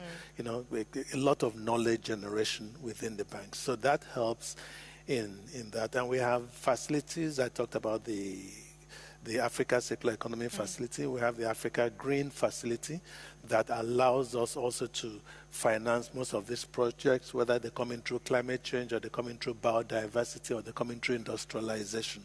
There are different ways in which we finance these initiatives. Like it's been mentioned, for us, we are not just looking at how much money is going out there. Our job is what are the consequences of not embarking on circular economy? What are the consequences on the continent? Africa's population, median age 19.7 years, and the rate of population growth is enormous. If we don't do something about it, that's when we're going to see the dangers. And the narrative we've also put together up to this point has not been very helpful. Narrative of doom, narrative of gloom. If you don't do this, this is what will happen, rather than exposing the opportunities that are out there. So we've told ourselves circular economy should create opportunities for these young ones. And every project we finance, we screen it and ensure that it creates jobs. Not just ordinary jobs, jobs in green jobs. But when you look at green jobs, most people look at solar panels, bulbs, and so on, electric cars. But we want to create jobs in the resilient space, because if we say Africa is going to be resilient, we need to put people there. And then there are many others who don't want the jobs. They're entrepreneurs. But they are so small, they can't come to the bank to get loans or any of those facilities. So what we've done is we've created a challenge that allows the young ones to compete and get about $100,000 with business-to-business support, hand-holding, incubation, everything that we need to take them from that nanoscale where they are, cross the middle, the missing middle that we call them, make them be able to accept or access the SME funds which they were. And we have wonderful, excellent initiatives that are coming up that we are funding in the circular economy space. Great. Wow. Thank you. Thank you both so much. Just I'm looking at the monitor just on time. It was really, really, really nice to hear from you both. Thank you. Thank you. Thank you both, Anthony and Karen. Thank you. Thank you. So much to hear, right? And from the collaboration that is happening and learning from the ground how they're managing these different types of risk to address this, but also how they are helping the entrepreneurs, right? And then also understand the regional differences, of course, that it's different in Africa. Yeah, but also the importance of seeing where they can find like common language and a common understanding of how to implement circular economy on the ground. Really nice to hear from our guests. And who is next, Mark? Yes, thanks. So like I said, we are moving now to the next section. So we try to dive deeper into really what the action looks on the ground. We already heard some examples, but we have one specific example which we really will dive into now, and it is on the topic of definitions, taxonomies, indicators. We heard that a couple of times already. And for that, I would like to invite Paula Perez, Director of Sustainable Business and MSMEs at the Inter-American Development Bank Group. Hi, Paula. Hi. Come sit here, I guess. Great. So, Paula, welcome. We talked already about indicators and categorization and so on, but you have really shown some real action with the IDB in categorizing circular investments in Colombia, I understood. So maybe you can give us a bit of an introduction on what you've done and what the problems were, maybe, that you're tackling? Sure, and hello everyone, and thank you for the invitation. So maybe by way of background, the Inter-American Development Bank is active in the Latin American and Caribbean region, And within the group, we have 3 windows that we work with. We have the IDB, which works with the public side. We have IDB Lab, which is our innovation lab and invests in early stage entrepreneurship, driving innovative solutions. And then we have IDB Invest, which is where I sit, and we work with the more established private sector. And we ended up working in Colombia on these because IDB Invest does not invest directly in MSMEs, in medium, small, and micro enterprises. We do it through domestic commercial banks, right? And what happened is that when we were trying to invest in circular economy directly, a lot of the ones that were knocking the door were the MSMEs. So obviously we had to work with the domestic financial institutions to really unleash capital. And we looked at Colombia because Colombia is really a pioneer in the region in terms of circular economy agendas and policies. So they were the first ones in the region to create a national strategy for circular economy. And with that in mind, we joined hands with our colleagues from the public side who were also looking at how are we going to help the national bank implement this strategy and make it, operationalize it in terms of financing. So that it all came together, and we ended up working with 3 banks. And it was very much inspired, I have to say, by a Dutch experience of banks that came together as well to define commonly what circular economy meant. So we had Bancolombia and Banco de Bogotá, which are leading financial institutions in Colombia, along with Bancoldex, which is the National Development Bank. And we engaged BASE, which is a consulting firm from Switzerland. And this was a long-term project, I would say 6-8 months, to really come together, define what was circular economy, and then do this categorization. So the categorization or taxonomy is very much in line with the national strategy, right? That was very important for us to make sure that they were speaking the same language with the policy. But it didn't stop there, right? So we also looked at a very clear methodology. Once you have the categories, how are you going to go about it? So we looked at both positive and negative filters. Is it not circular economy? Put it somewhere else. Is it within those categories of circular economy? Great. And what's innovative here as well is we also put a filter on just transition, right? So is it really helping people? Is it keeping the needs of people in mind? Not just from a do no harm, but also from positive impacts as well. And then with those 3 banks, they each chose one example, and we piloted the methodology with all of them. And in addition to that, we added graduality to it, because the reality is that in our countries, it's not about whether you're fully circular or not, it's how are you transitioning to a circular economy, right? So we added some graduality to that so that each bank could have their own appetite of where they wanted to set their bar in that sense. We also invited peer reviewers. So we had Ellen MacArthur Foundation, UNFI, and others, and national institutions as well. And one of them was the Association of Banks. So the Association of Banks got very interested in what we were doing and then invited us to do workshops, 8 workshops with 12 additional financial institutions that we share this methodology with. I mean, amazing work. I think it's already also very important what you highlighted, that the public and private sector also have to work together. I mean, to really understand what is happening on the ground, you need to understand what the private banks do, and that you reach out to them and get them together. But maybe one step back also. Why do you think, in general, is aligning on categorization so important within the financial sector?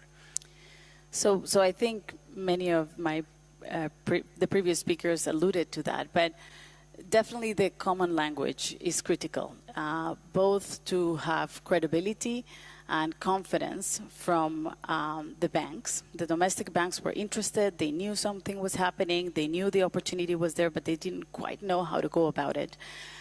You want to avoid greenwashing or impact washing, circular washing. And with everyone setting up their own standards and deciding what's circular and what's not, and how am I going to measure it, that really creates a lot of instability and lack of confidence. For us, mobilizing resources from mainstream investors is also critical, right? So how am I going to bring a mainstream investor if I cannot even say with certainty, listen, I know what I'm doing, and it's okay to join in. It goes down to, everything else. How are you going to evaluate it? How are you going to understand the impact? And in that, the collaboration, as you said, it is really, really key, and leveraging the capacities. So that complement, which was not original, but that complement of the workshops with the financial institutions was really critical, because then we had something that everybody could talk around the same standards or the same categories. But we didn't stop just with the sustainability people of these institutions. We invited the commercial and the risk staff in order to get, again, the common language is common between who? It's public and private, is within the institution, and is within the co-investors. Yeah, absolutely. And I also think, for the businesses and enterprises, they also need to understand what the investors actually, what language do they speak, right? So more alignment there also helps them basically to know what kind of data they have to collect and so on. Amazing work, and actually we have some first-hand insight how that was received. Here we got a short video from David Penagos. He's a circular economy lead at Bancolombia and was part of this project, and now the technical magic is happening, I hope. We can see... Hi everyone, I'm David Penagos and I lead the Circular Economy Strategy in Bancolombia. For Bancolombia, the circular economy is a fundamental pillar within our sustainability strategy. Promoting sustainable development to achieve the well-being of all is the purpose that guides our organization. The circular economy, we see a fundamental lever to achieve it. One of the pillars of our circular economy strategy is financing the circular transition. The exercise we developed with the Inter-American Development Bank within the framework of the creation of the financing taxonomy for the circular economy allowed us to align our plans and teams with the Colombian circular economy strategy in order to add clarity to our goals and to take more accurate steps and to mobilize our company to a circular mindset. It was an exercise that did not stay on paper and that is constantly evolving and generating very good results that we see materialized in the value offer that we deliver to our clients. Yeah, great. I think good to have a bit of an insight how it was received, and it looks like it was a success, and also great that Colombia is so spearheading basically on this work. Again, I think what is important is that we also take some lessons away from this. I'm sure that you probably can give us some recommendations or what we can learn from this exercise you've done, so also other countries and financial sectors and the global financial sector can maybe advance this. Do you have some... and can they also maybe use the categorization? Is that also an option? Sure. So the first one, maybe replicability. It is replicable, definitely. It's it's not very different from what we're seeing. I think we aspire to then have a level playing field more globally, right? So that's why we're engaging with others, right? We can contribute what we've learned, but the idea is for all of us to come together and agree on something that is more globally accepted. But we can't get paralyzed either, right? If you don't have something, you have to start and to take some steps forward. We are actually seeing interest from Peru right now to replicate these, understanding obviously their own legislation.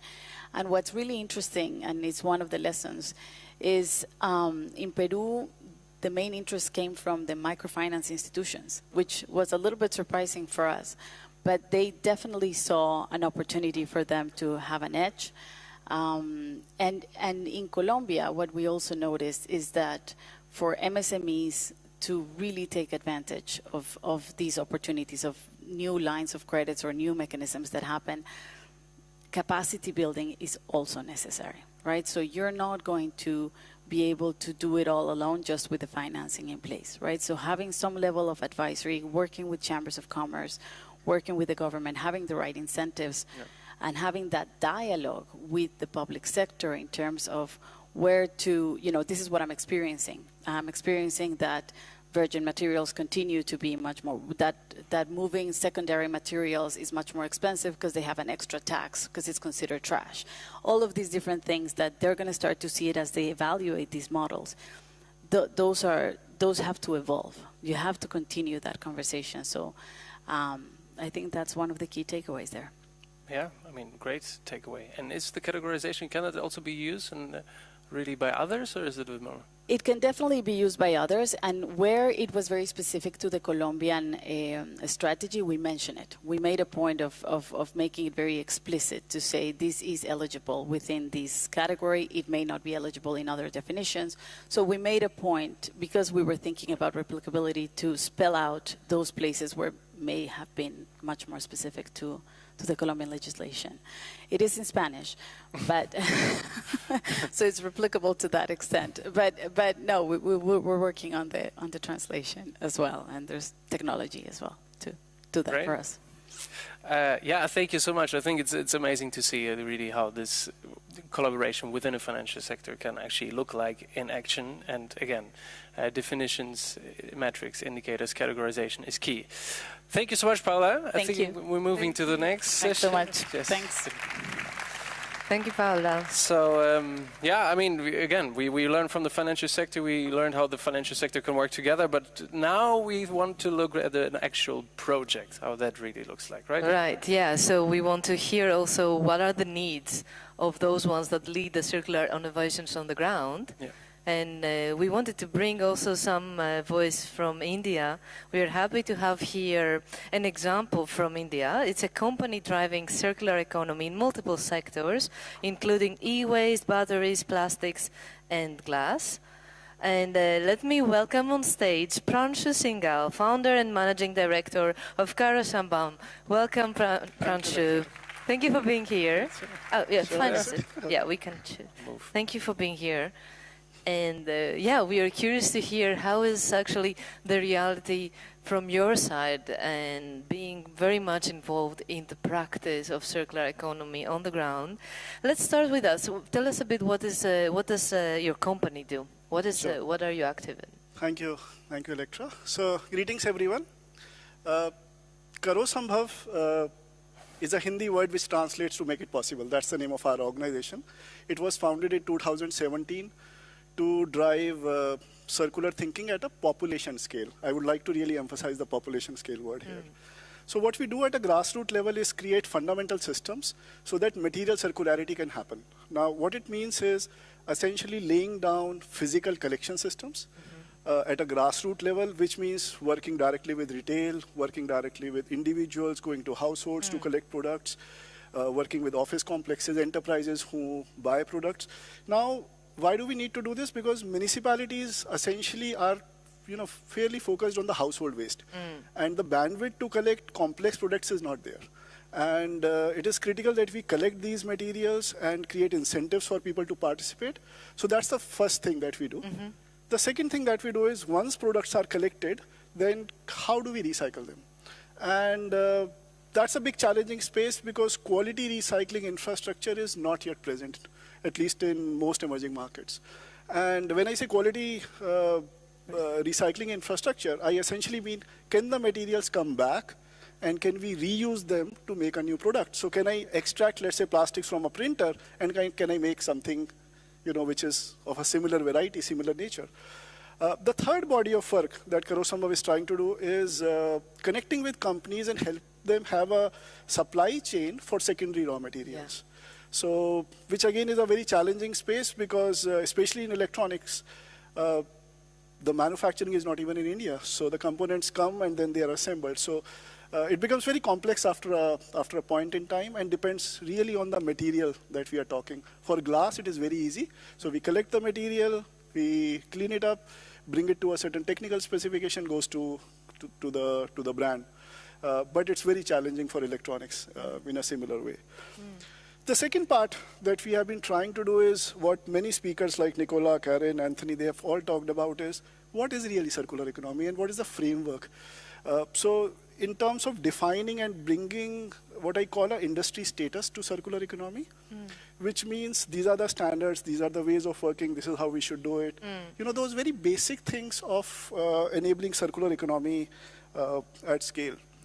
And one of the other things that has come across as very important is at any point in time, if a brand is going to utilize secondary raw materials, then they want to know what are the risks across the supply chain.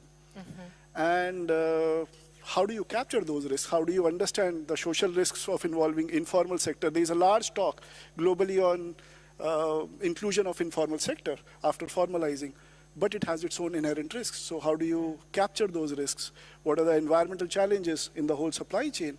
Because it will be treated very similar to what a regular supply chain looks like. So for that, we have created our own tech platform by which we capture all the information in the supply chain, which allows then brands to know what is really happening. So that is what we do. Wow, you're doing so many things. I mean, you're having your hands dirty with the actual collection and recycling and also the repurposing of secondary materials, but you're also working in the space of sharing knowledge and advancing the understanding and all the standards and framework development. Really good job. Let's try to understand a little bit more for everyone also to lift it a bit. What is unique in your ecosystem? Can we get a better understanding of the challenges that might be specific, the things that you encounter in your day-to-day practice in India? So the very first challenge, and for me, when we talk of material circularity, it really starts from this place. How do you collect a product back?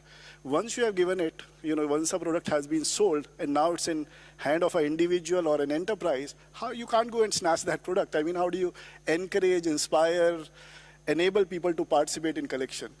And in most emerging markets, the challenge is also people will not give it away for free. So unlike this place where people are coming forward and participating, our challenge is essentially what's the price point at which you buy the product back so that the system functions, and who's going to finance the system. So for me, the biggest challenge is how do you collect material back, and how do you create citizen engagement movement? How do you enable people to participate in such a program? The second issue then comes, even if you collect, do you really have recycling possibilities? Think of a very simple thing like a USB drive all of us use. Now, a USB drive has 10 to 12 different materials. Can we really extract those materials back, and can we put them back in the economy? Very difficult task. So quality recycling, how do we put that infrastructure? And then, this particular session is really at the heart of the core issue. Who's going to finance it? If we look at the financing mechanisms, the biggest financing mechanism today is from using extended producer responsibility as a baseline policy principle. But it is not giving the desired results, primarily because of lack of enforcement, very thorough enforcement and surveillance. So how do you, and in some ways what we are seeing with EPR is it is kicking a race to the bottom, which means, it's a compliance cost, so how do I minimize my compliance cost? And it is not triggering the thought of, is it an opportunity for innovation? So whenever we bring in the idea of compliance, it becomes a cost instead of an investment opportunity. And that is causing its own tensions in the system with not enough finance being available to make it possible. Yeah. So you're saying that there is this gap of putting attention to the possibility and the innovation that comes with the circularity, instead of just keeping it as a small compliance cost. And currently, that it creates a gap. And indeed, you already touched on that topic. This session is about the financing, and the question of money is central today. So, can you share a bit more? How is this model designed? Who is currently paying for the collection? So, if I look at what India is doing and many of the South markets in Southeast Asia, the way they are designing systems, the full responsibility of collection, recycling has been left to the brand. Brand which is putting a product on the market, so the producer. And with government kind of believing in polluter pays principle, that whosoever has put the product has to essentially finance the collection and recycling of the whole system. Now, in such a space, it becomes very challenging for brand to really create a whole economy of collection and really finance it. And because it's compliance, as I said, that mindset kicks in, and who's going to really fund it. So that's where it's stuck today. However, there are solutions. And if I were to build on, what some of the solutions which are emerging, for me, the first is, a new scheme. I'm seeing it being trying in many countries now, which is around waste compensation. giving consumer, a buyer, a person of a choice, so that whenever they are buying a new product, they can pay for offsetting a previous product put on the market. So that's a very interesting model which is emerging.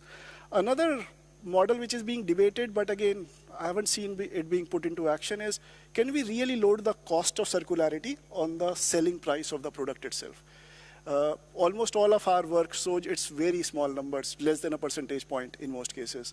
So can we really load, and ask a person, okay, pay for the costs of this product being circular? Can it be done? The answer is yes. Have we seen that being done? The answer is no. And then I think one of the other things that we are finding beyond finances, can we use the pathway of radical public disclosure? How do we create a deterrence in the system is important for EPR sort of frameworks to work. So can every single data set be put on the public domain so that there is a deterrence in terms of, are we putting in the right methodologies, are we creating the right systems and so forth? Yeah, thank you. Thank you. I mean, it's interesting what you're bringing about the responsibility of the brands, but also the fact that currently certain policies are not being enforced, so that there is a gap in the way financing takes place.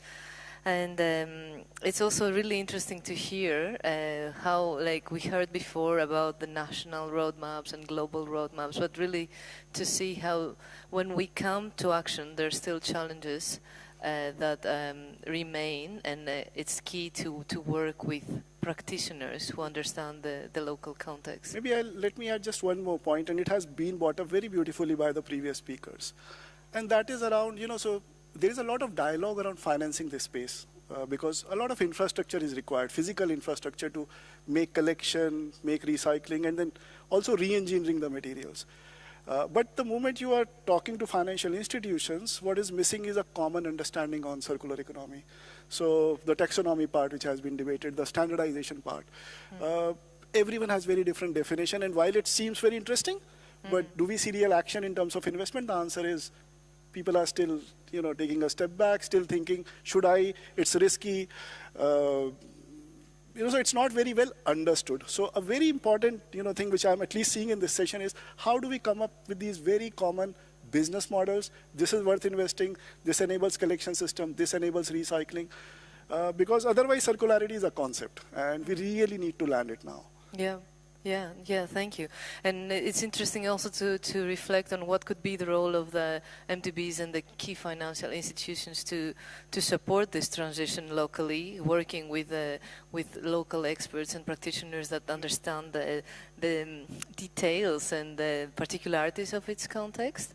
And also, like, potentially bridging this gap until the regulations are in place to keep an equal leveling field. It would be interesting to see that through also the taxonomy. The only thing I think which I have to say here is, while we talk of good compliance, but compliance is compliance. It does not enable the mindset of investment or opportunity creation. Right. So we have to find ways. How do we balance compliance versus the mindset of opportunity. And that is a magical thing to do if we can find that balance. This is a very interesting point. Yeah, indeed. To shift the language from just saying, okay, complying till here, this is my standard, to this is something I want to invest in as an opportunity.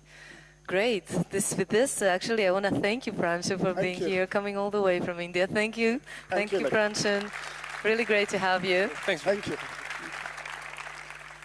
And now, actually, Marvin, we are heading to our last part of the session and to a very special guest, right? Yes, indeed a special guest. And in fact, we know already from our work that we launched at COP last year. That's the high-level roadmap that Nicola was also touching on in the very beginning, that we did with multilateral development banks and other international financial institutions.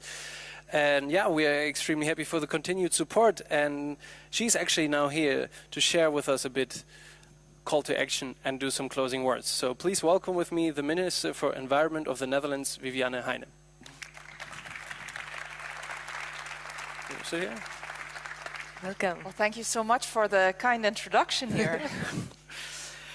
And hello, everyone. I'm really happy to be here, and I'm very grateful for this opportunity to speak to you at the end of this important session. And I would also like to thank the people who organized this session, because it's very useful, in my opinion. And it's great to come together to discuss the instrumental role that the financial sector has to play in our transition to a circular economy. At our last meeting, that was at the COP27 in Egypt, we laid out a high-level roadmap for unlocking the potential of international financial institutions in the circular economy transition, and that was just 7 months ago, so not that long ago. And during the past hour, we've been reminded once again that we can only accelerate circular economy with the involvement of the financial sector, and how roadmaps enable action and what action on the ground looks like. The question now is, how do we move forward? I would like to share some thoughts and leave you with 3 key messages. First of all, actions speak louder than words. In the Netherlands, we've taken steps to position the financial sector as a catalyst for circularity. The Dutch Central Bank and I brought together key parties to discuss common grounds for moving forward. And this led to the roadmap, and I'm sure that many of you will find inspiration in the lessons learned in the Netherlands. And at the same time, we Dutch people like to talk a lot, so we like discussions and thinking things through together. But ultimately, you also have to put your money where your mouth is, as they say, and which also means that we need to start taking action. And specifically, we need to take action steps that we set out in our roadmap. Money has to flow towards bankable and scalable business models, because in the Netherlands, at least, the problem is not that much finding money for the first experimental phase, but it's the scaling up where we really need to have a bigger financial impulses. And to put it very directly, something the Dutch have talent for as well, I encourage you all to be bold and to challenge each other to act.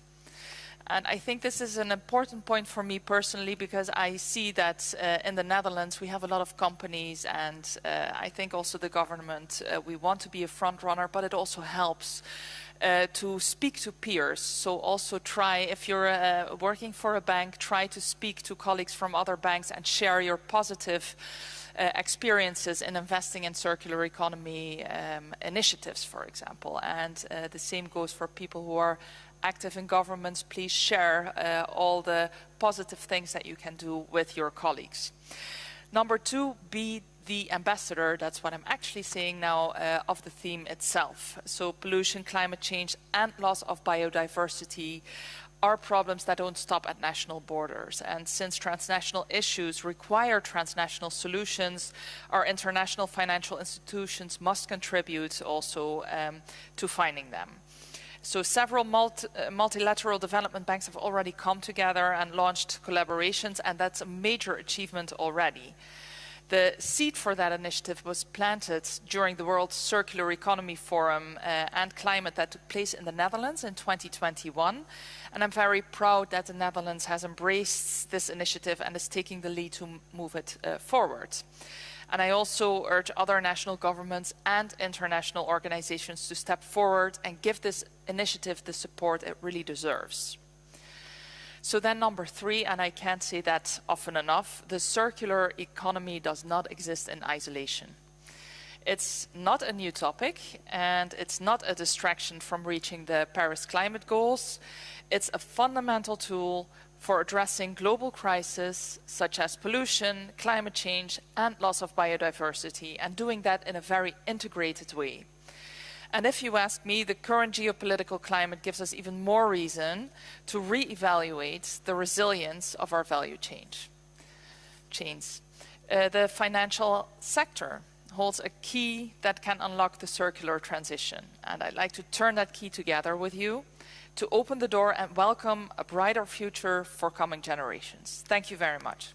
Thank you. Thank you so much. Thank you. Thank you, Vivian. Thank you very much. Yeah, thank you, Vivian Heijnen, the Minister for Environment of the Netherlands. With these very powerful words, we would like to thank you for your attention. And we came a long way today. So we actually first learned why finance is important. We see that businesses on the ground, they need to get financed in order to, circular businesses on the ground need to get financed to really move forward and drive the circular transition. We also understood that we need to collaborate globally. It's a global challenge that we are facing, so borders don't really matter. But we also need to understand locally what is happening. We need to talk to the financial experts on the ground. We need to talk to the projects that are actually on the ground to understand regional differences and really tailor, basically, our actions to drive the circular transition. And how can we do this? Roadmaps can be a great tool for this. We saw and heard of several roadmap initiatives. They can really help us to basically line out the next steps to set a goal in the future and to really move in the right direction. Yes, I think that's my points from this session, and Yeah. I'm very happy to see all this very engaging people on stage. It was Electra. a great coming together. Really nice to see all the different people bringing their passion and contribution in actual work.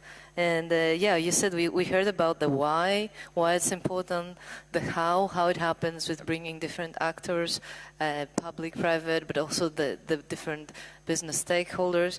But we also really heard with what happens with the action on the ground. We heard that from Africa, Colombia, the Netherlands, and India.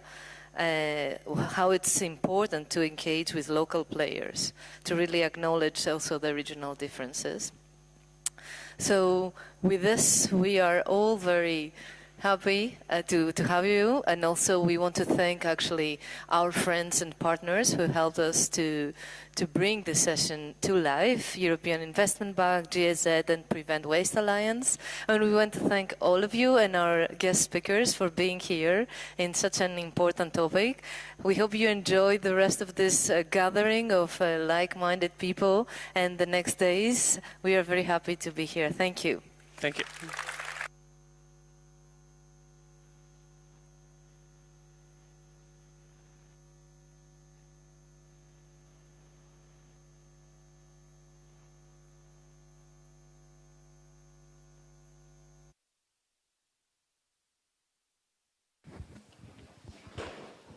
Thank you everyone for again joining us here after this live session that came to us from Helsinki, Finland. We will now explore the role for the roadmaps and the further towards circular economic approaches for the intersections between industries, business persons, consumers. And therefore now we are having a panel for this discussion. I would like to invite the moderator of the session, Mr. Vaibhav Rati. The speakers that we have with us, I would invite you guys to again come to the stage, take your space. We have Mr. Neeraj Arora, the Assistant Secretary General for ASSOCHAM. Mr. Rishabh Bhasin, the Director Projects for Recycle. Ms. Shri Priya Sridharan, the Strategic Alliance and Partnerships Manager for Karo Sambhav. And Ms. Paulina Kromik, the Secondary Secretary for the Embassy of Netherlands to India. Please come and take the stage, and we're starting with the panel discussion now.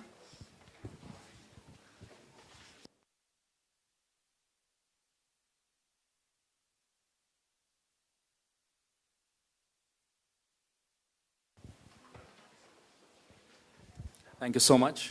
I think we are at the fag end of the event today, and I hope we can hold you for this talk. We'll try to keep it very relevant and interesting, and actually it's a very relevant discussion, youth and circular economy.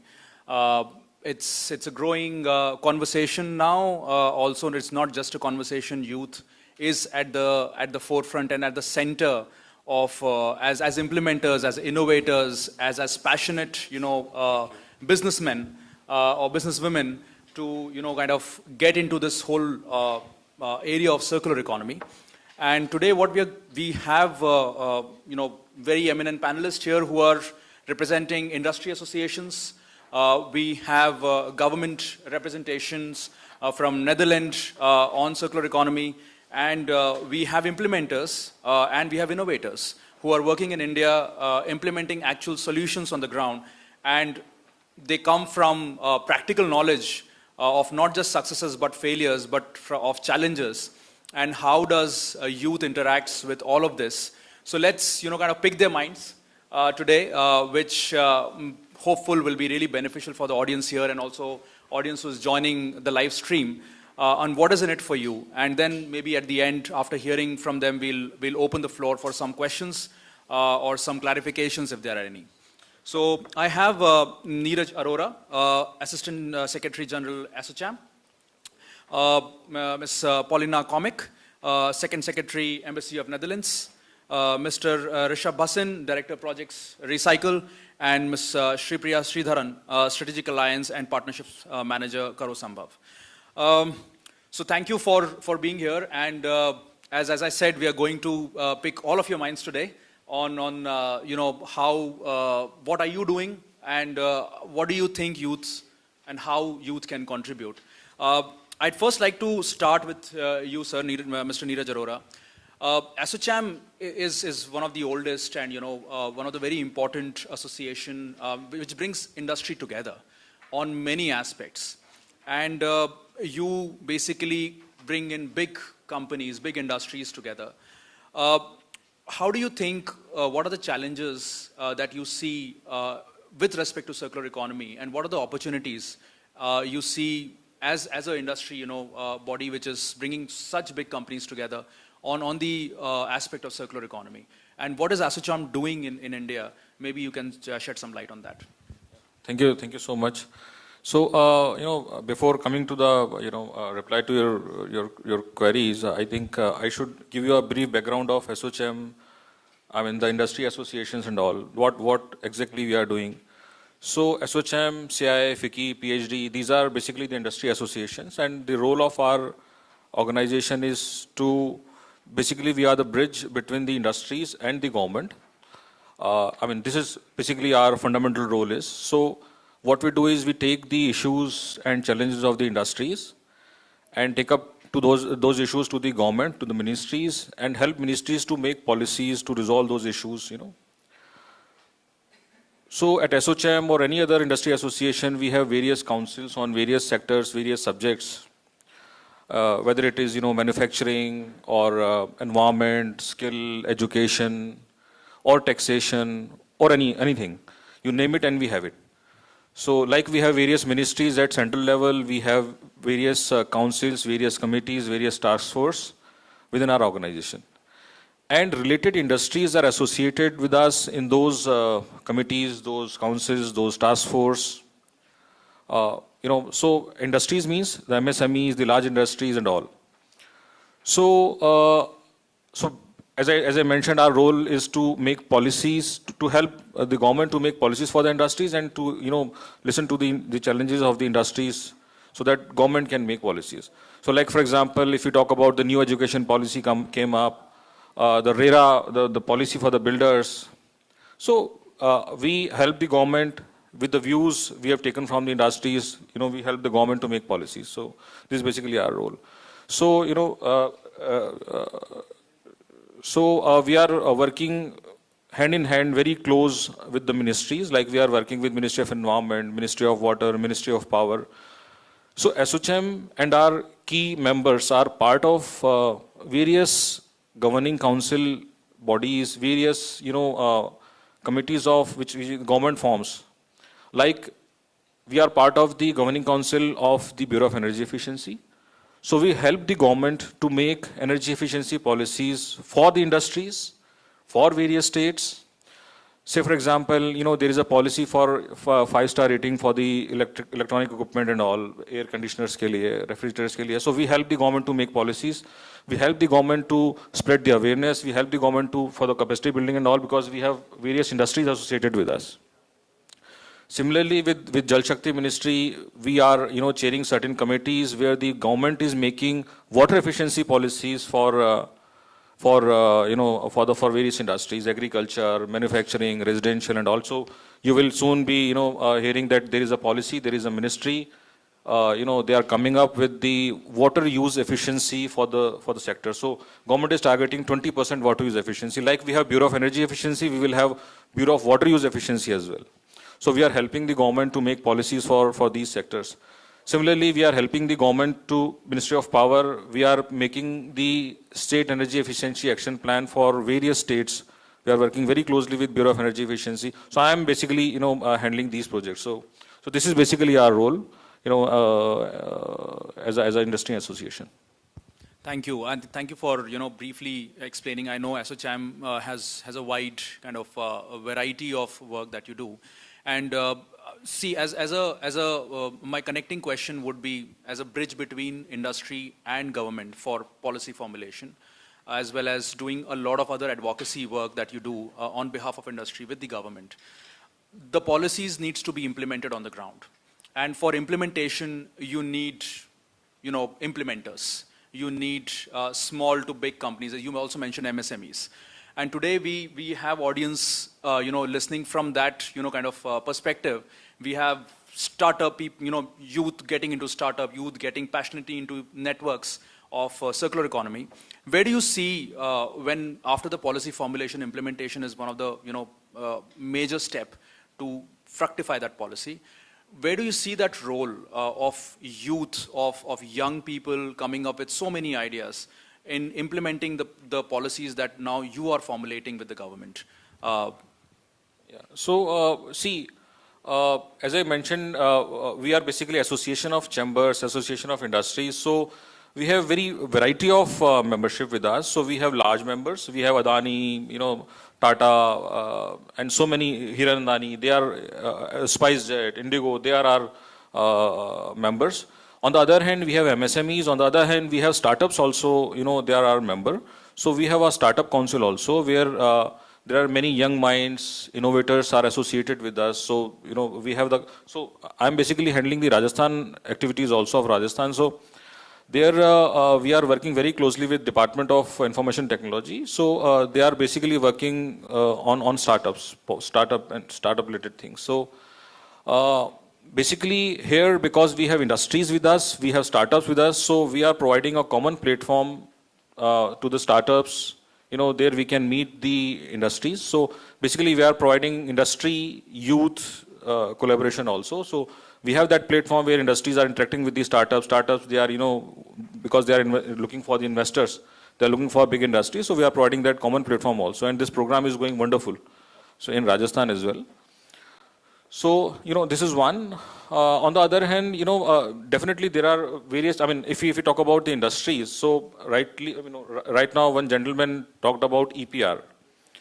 So, this policy came up and, we are working very closely with large industries like ITC and, certain organizations. Those are facing challenges in promoting this EPR, using this EPR policy and all. So we help, taking the challenges, we take these challenges to and forward this to government and help government to make policies for them. So it's the fundamental problem is that the fundamental problem is the change of the change of mind, because whenever we want some change, we need to change, the policies, we need to change the product processes, we need to change the mindset. And definitely we need some kind of investment also when we are, coming up with certain policies and products and something like that. So, this is not that easy, because whenever we are implementing certain changes, this is not that easy. And we need a certain kind of funding, certain kind of change in mindset and all. So these are some challenges industries are also facing. Thank you. I think this is very interesting where businesses are promoting businesses now, and also giving common platforms to the new guys, on the block to help them grow. And this is the startup platform that you mentioned certainly would be very interesting for the guys in circular economy or any other innovators which are coming to make use of it and also, explore their possibilities of their ideas. I would now go to the government side of it. Paulina, very interesting, I would say targets and pledges, targets taken by Netherlands. When the governments are talking about net zero by 2070, Netherlands has taken a target of going 100% circular by 2050. And then there is a mid target of 50% circular by 2030. So I would really, would like to share, this is very, very interesting where a government is taking such initiative, which is very rare, across the globe. Of course, there are policies, but this is a very ambitious, I would say, target. Just wanted to like to share more about this, target-oriented approach of the government of Netherlands. Yes, thank you very much. And first of all, I would like to thank you for inviting me to this empowering youth-led solutions for circular economy innovation session, because circular economy is a very urgent theme, as the transition to a circular economy is the key to achieve sustainable development goals and also to meet the objectives of the Paris Agreement for climate change. And youth are the agents of change, entrepreneurs, and innovators. So whether through education, science, or technology, young people are scaling up their efforts and using their skills to accelerate the transition. So about the goals that you mentioned, indeed, the Dutch government has created the basis and structure for achieving a circular economy in the Netherlands. And I believe that you've seen our Minister for Infrastructure and Water Management on the screen not so long ago.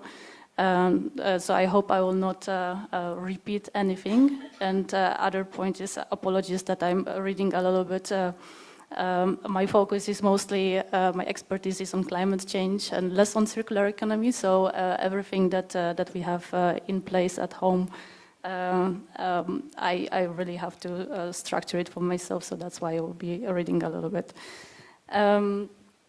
So yeah, in the Netherlands we are working with everybody. So the governments are working together with businesses, citizens, NGOs, knowledge institutes, and with the youth. And in October 2016, the government launched a circular economy in the Netherlands by 2050 with the goals that already has been mentioned. And concretely, the program wants to continue to reduce the amount of harmful emissions released into the environment until completely eliminated. The program also included a founding of Holland Circular Hotspot, which is a private public platform that hosts and encourages the collaboration and exchange of ideas and information between the government officials, universities, research facilities, and private companies in order to promote and stimulate circular economy goals. And the Cabinet's ambition in the program for the circular economy has been included in the Dutch Raw Materials Agreement that was co-signed in 2017 by more than 400 parties from both the government and industry, and elaborated in 5 transition agendas for the priority themes of biomass and food, construction, plastics, manufacturing, and consumer goods. So everything that is very relevant for circular economy.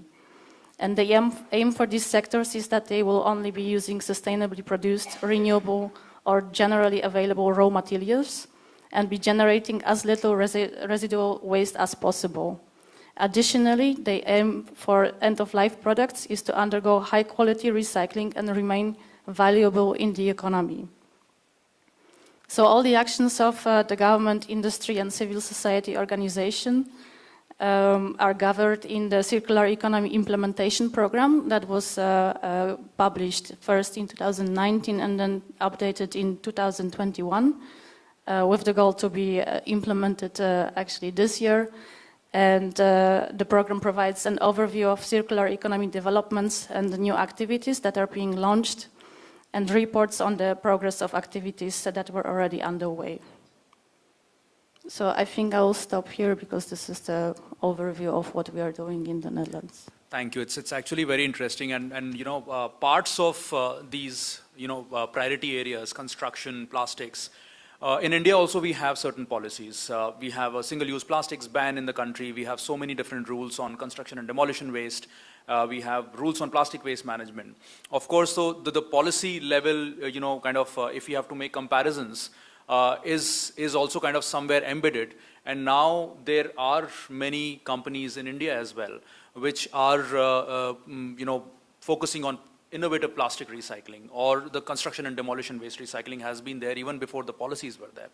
So the idea here, and also the interesting part here is that in all of this, none of them is, a lot of it is into led by youth. A lot of them is led by startups which are coming up with blue sky ideas in our country as well. But the interesting thing is, at the national level, it's so much clear. It's such a clear policy that what are the sectors we need to focus on. And another good part is we are really in the Netherlands, where it's focusing on resources, material. And there is an intersection with climate. But of course, material is at the core of the problem when we talk about circular economy. And of course, climate is an after effect. In that context, as you said, you have worked a lot on climate. And there is also a climate and youth, kind of connect, and very, relevant connect. What do you think from that experience of youth and climate interactions, or, youth and climate initiatives? What are the lessons, or maybe what are the perspectives which are relevant for circular economy as well in this space? Yeah, I think I already mentioned it. The youth comes with the most creative ideas, right? Yes. And they see a world from a different perspective that we are seeing it. And they think about the future, right? Yes. More urgently right now than maybe we do. So in the Netherlands, to give you an example from the climate perspective, we have a youth climate movement, Jonge Klimaatbeweging. So this is a platform of which the representatives are regularly at the table of the policy dialogues. We are listening to them. We are, for example, inviting them to the Conference of Parties, the COP, that is taking place every year. We cherish actually their contributions. We use it in our policies. We listen to them because they have a lot to say. And I think that that's the same model that we should use for the circular economy. Listen to the youth for the policy making. That's something very interesting. And so from the policy perspective, now let's come to innovators and implementers who are coming from that raw ground experience. So I'll move on to Shri Priya Sridharan. She Strategic Alliance and Partnerships Manager in Karo Sambhav. Karo Sambhav is one of the first, I would say, waste management and circular economy companies in India, and doing a lot of work on the ground, because I have been privy to seeing their projects in plastic waste management, e-waste management, and doing some very interesting projects across India. Where interacting with the team of Karo Sambhav, I have interacted with a lot of youth. I mean, such a young crowd in your company. And it's very interesting then would be to hear about your work in India, and how does that intersect with youth, their experiences, and their perspectives, your views on that. Thank you so much, Vaibhav, and thank you so much, IYCN, for inviting me here, inviting Karo Sambhav here. I think a lot of y'all did hear Pranshu earlier. Coincidentally, he was there in Helsinki and sharing about what Karo Sambhav does. So I would like to elaborate further on that. And yes, it was a pleasure to work with GIZ as well on a lot of projects, particularly around electronic waste and plastic waste. So something, for those of you who may not have attended that session, what Karo Sambhav essentially does is we are enabling a circular economy by doing these 4 critical aspects. One is setting up collection systems. Today you have enormous convenience with e-commerce. Products come to your house at the click of a button, right? But does that happen for waste? No. We are still in those gila and sukha, kuda, ab tak hum wahi hai. Whereas you have products of multiple variants, right? So can we provide that convenience? That is a big challenge. Although we are trying, we have our collection systems in more than 50 cities, but it's not enough. We are a country of 1.3 billion people, if the number is right now. So we need to reach and provide that convenience, and that is where collaborative action is needed. So that is one place, that is the beginning. Second part is setting up recycling systems. Now, when we talk about circular economy, recycling comes in the last, right? A lot of processes comes there. But when we talk about recycling, we have to ensure that we are paying attention to not upcycling, not downcycling, but recycling, circular recycling. I'll tell you why. Because if you are extracting materials, and it was really good to see a lot of entrepreneurs today, youth-led entrepreneurs, and it actually led me to think there is so much of action, so much of thought coming in with so many new materials. Arushi spoke about Parali, and we had eco-conscious sharing about the plastics aspect. So one of the learnings that we have had through our collection systems is that, say in electronic waste, you hear so much. So if any one of you might have read the Circularity Gap Report, we are actually not doing great. In 2019, probably we were 9% circular, whereas today in 2023, we are only 7.2% circular. Where is it going? What is happening? And what does that really mean when we say circular?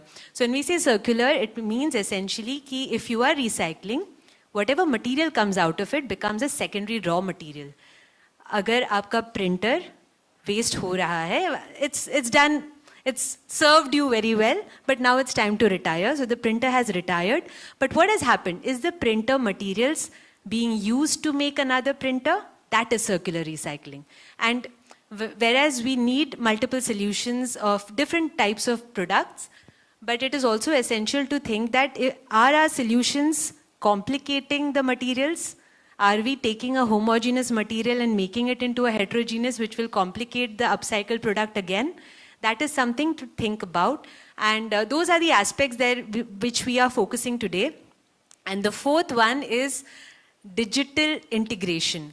Over here, if we have to measure, if there has to be indicators of what is the progress you're making in recycling, you have to measure it. How will you measure it? You have to create those transparent, traceable systems in place.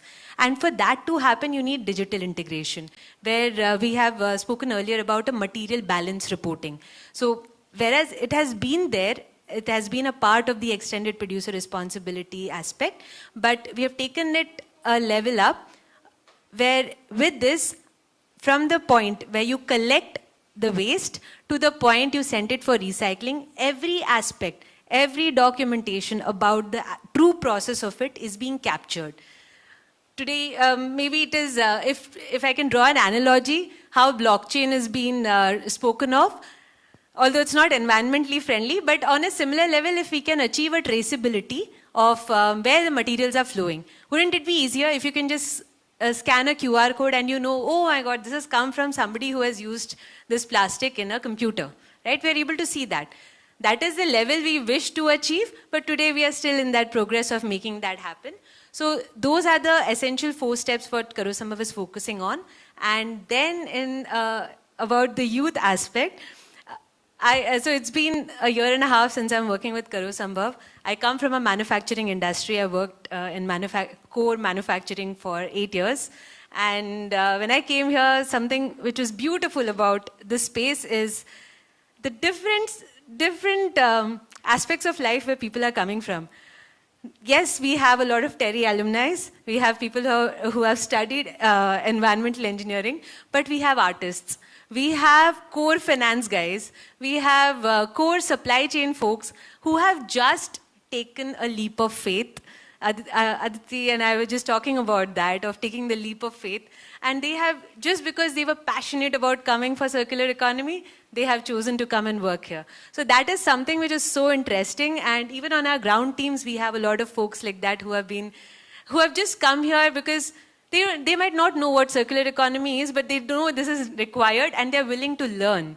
And that is something which is very inspiring. And if I can draw a comparison with a regular industry, like forward supply chain industry, I come from manufacturing to now a circular industry. I would say a lot of the skill sets that are there in those industries is essential over here, because I think one of the Netherlands representatives did talk about that, ki circular business models should become the norm. It shouldn't be just a circular business model anymore. So I'll stop with that. Yeah. Thank you so much. And Paulina, what you said, youth come from a very different perspective. And in this We have talked about blockchain. We have talked about artists. We have talked about whatnot, digital solutions. And this is where youth make a difference. And this is so clear from your input, is how differently and how forward we are thinking. We are talking about QR code-based tracking of waste. And this, if we were having this talk even 10 years back, we wouldn't even know about this exist. And a totally different way of thinking about something that we used to just throw off and forget about it. But with youth intervention and this line of thinking, waste actually has become a value. Waste actually has become cool. And coming from a perspective that we did with Karo Sambhav in Goa, we said, and this was kind of, again, coming from the young team from Karo Sambhav, why don't we make art out of the waste management facilities? And this was against an idea which we never thought of. They were very stinky facilities managing dry and wet waste. We had a mural painted with local artists and made it so beautiful that the people who are working there from the local villages, they were really, really happy seeing those really beautiful, colorful murals in a waste management facility. And from outside, you will not even know that it's a waste management facility. And that's the perspective. You know, that's one of the examples of thinking differently and thinking creatively. So I think that's the intervention that we are all, kind of discussing today, that why youth is so important in not thinking as a business which existed 15 years or 20 years back in time, but rather a thinking for the future and creating, creative solutions in a space where, people don't even think about it as a resource, which is waste. So thank you so much for your input. Now let's go to another, interesting company, Recycle, who has done so much of innovative work across the country. We have Rishabh Basan. I know of many innovations of Recycle, business model that has been done in terms of technology, in terms of so many other good things. Why don't you just share about those things that are going on Thank the you, ground? Mayor. First of all, thank you for having us over here. So let me just start off by describing what Recycle does. At our core, we are a technology company, and our focus has been sustainability and solutions for waste management as well. So we offer solutions for both the public and the private sector. So starting with the private sector, we have EPR. We also have the marketplace where we have all of our waste transactions happening. For the public sector, we have solutions such as our Smart Scan and something that we've been recently well recognized for, the deposit refund scheme. So I almost want to thank you because it kind of led to a good segue to us with the QR codes. What we've been trying to do with the deposit refund scheme is that we established on the Kedarnath track, the whole 25 kilometers, any bottle that was sold over there had a QR code on it. So along with the MRP, any person would pay a small deposit fee. So it was pretty high actually if you look at global standards. It was a 10 rupee deposit fee. But if they return the bottle back after using it to the correct place, they would get that deposit fee back. Through this, we were able to channelize almost 168,000 bottles last year. This year, we've extended the scheme to almost the entire Char Dham except for Badrinath. They have their own issues happening over there. But also will be extended to a significant part of Uttarakhand over there as well. We've also had some very positive discussions. We've had some good discussions with GIS's presence as well across the country. And we start seeing more and more of presence for deposit refund schemes. What we are talking about when it comes to traceability and circular economy, and you rightly mentioned, I think everybody clearly mentioned, is that the focus needs to be now shifting from collection more towards recycling. And we claim to have good collection rates, and we kind of interchangeably use the word recycling and collection. But we need to realize that to have a truly circular system, there needs to be an emphasis on good recycling mechanisms happening. So when we talk about what kind of a role that youth can play, what kind of role industries can play, what kind of role that organizations such as ourselves can play, is first realizing where the problem lies and then addressing it. And I think traceability, recognizing that the material has a value, and also being able to build a system where you're able to collect it back and bring it back to a place where it can become a secondary raw material is the critical problem of the day, and we need to address it. Thank you so much. And as you can see, another way of looking at waste, deposit refund scheme using QR code. And we are living in the world of tech, and I think with youth as well as young minds coming into play, keeping up with technology and even going beyond. Now I know in Indore there is one plant which is using AI-based cameras to recognize what kind of waste it is and automatically separating them. So I think technology comes very natural to the young minds today, and so much of it can be done with AI now. It's not just around the corner, it is right in front of us. With ChatGPT is right staring on our face. What not can be done, I think sky is the limit, and we can also go beyond that. And it's all in good for circular economy, for making targets like Netherlands possible. I mean, they seem very challenging, but with these interventions, these targets seems not just plausible, they are possible in the coming times, and we need to kind of achieve them. Otherwise, we would have another patch of plastics in some other parts of the world.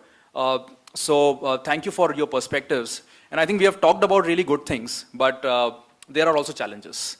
And waste management or circular economy as a business model is not really, I would say, loan friendly. At least in India, as far as our experiences are concerned. And with a lot of youth coming into the business, they have ideas. They have skills also to implement those ideas. But I just want to focus on two things here, and please feel to answer these two aspects. One is skill. We have graduates and postgraduates from so many business schools and IITs, and they are really not opting for high-paying jobs, but rather their own business. But they sometimes don't find finance for it.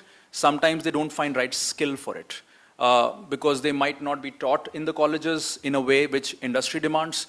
And when they come out, they really don't have access to funds.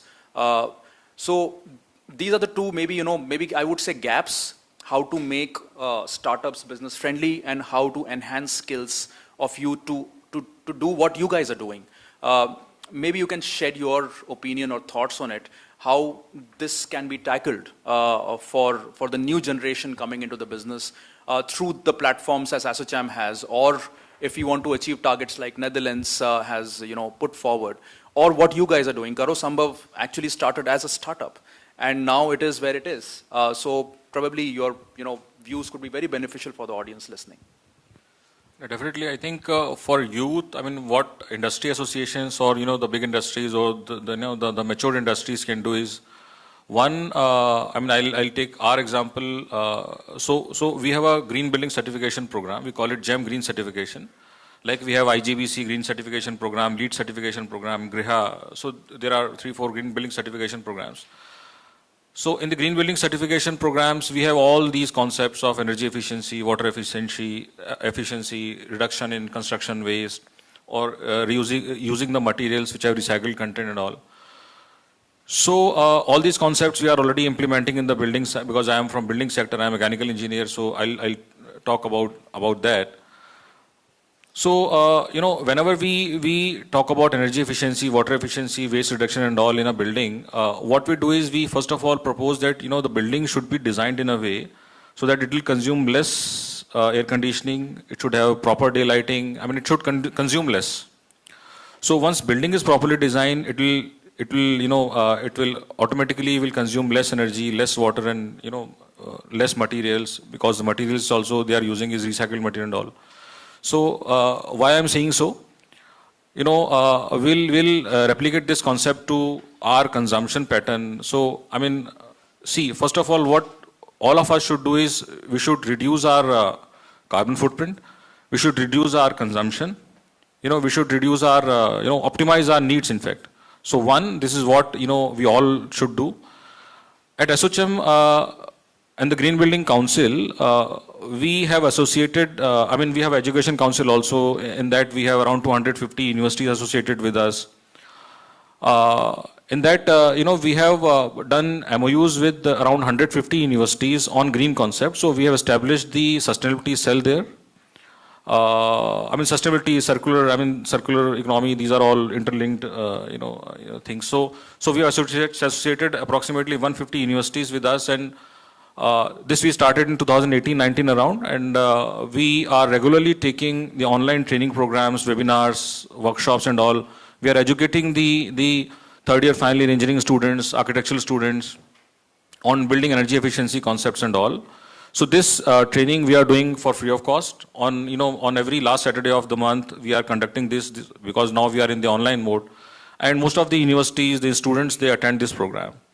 So this is how, this is what we are doing. So capacity building is, what we are doing, one.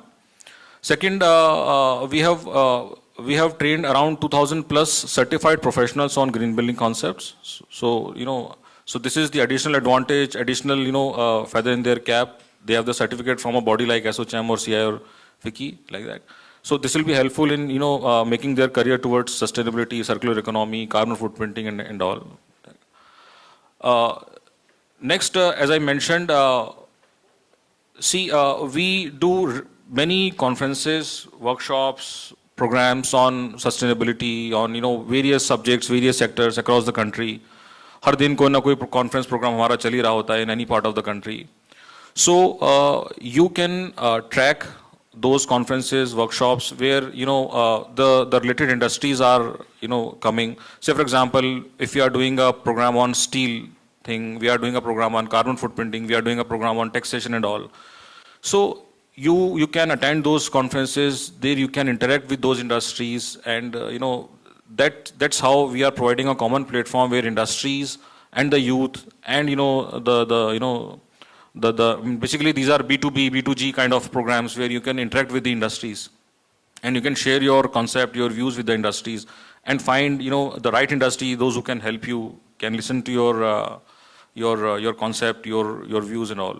So this is how these industries association can help the youth to interact with the industry. So basically this is industry youth kind of interaction we can provide. Thank you so much, sir, for that information. I think it will be very valuable for the audience listening online as well as here. There are so much is available, and yes. For the skill thing that you'd mentioned, I just want to add to that. I think somebody rightly mentioned earlier that there's no skill set that is generally required. I feel like every industry nowadays has some sort of aspect of it which can become circular, or there's a requirement for some aspect of it to become circular. So if you're addressing the youth specifically, there's not necessarily a natural path that leads you to circular economy. Even for me, for example, I went from the golf industry now to being in the waste management area.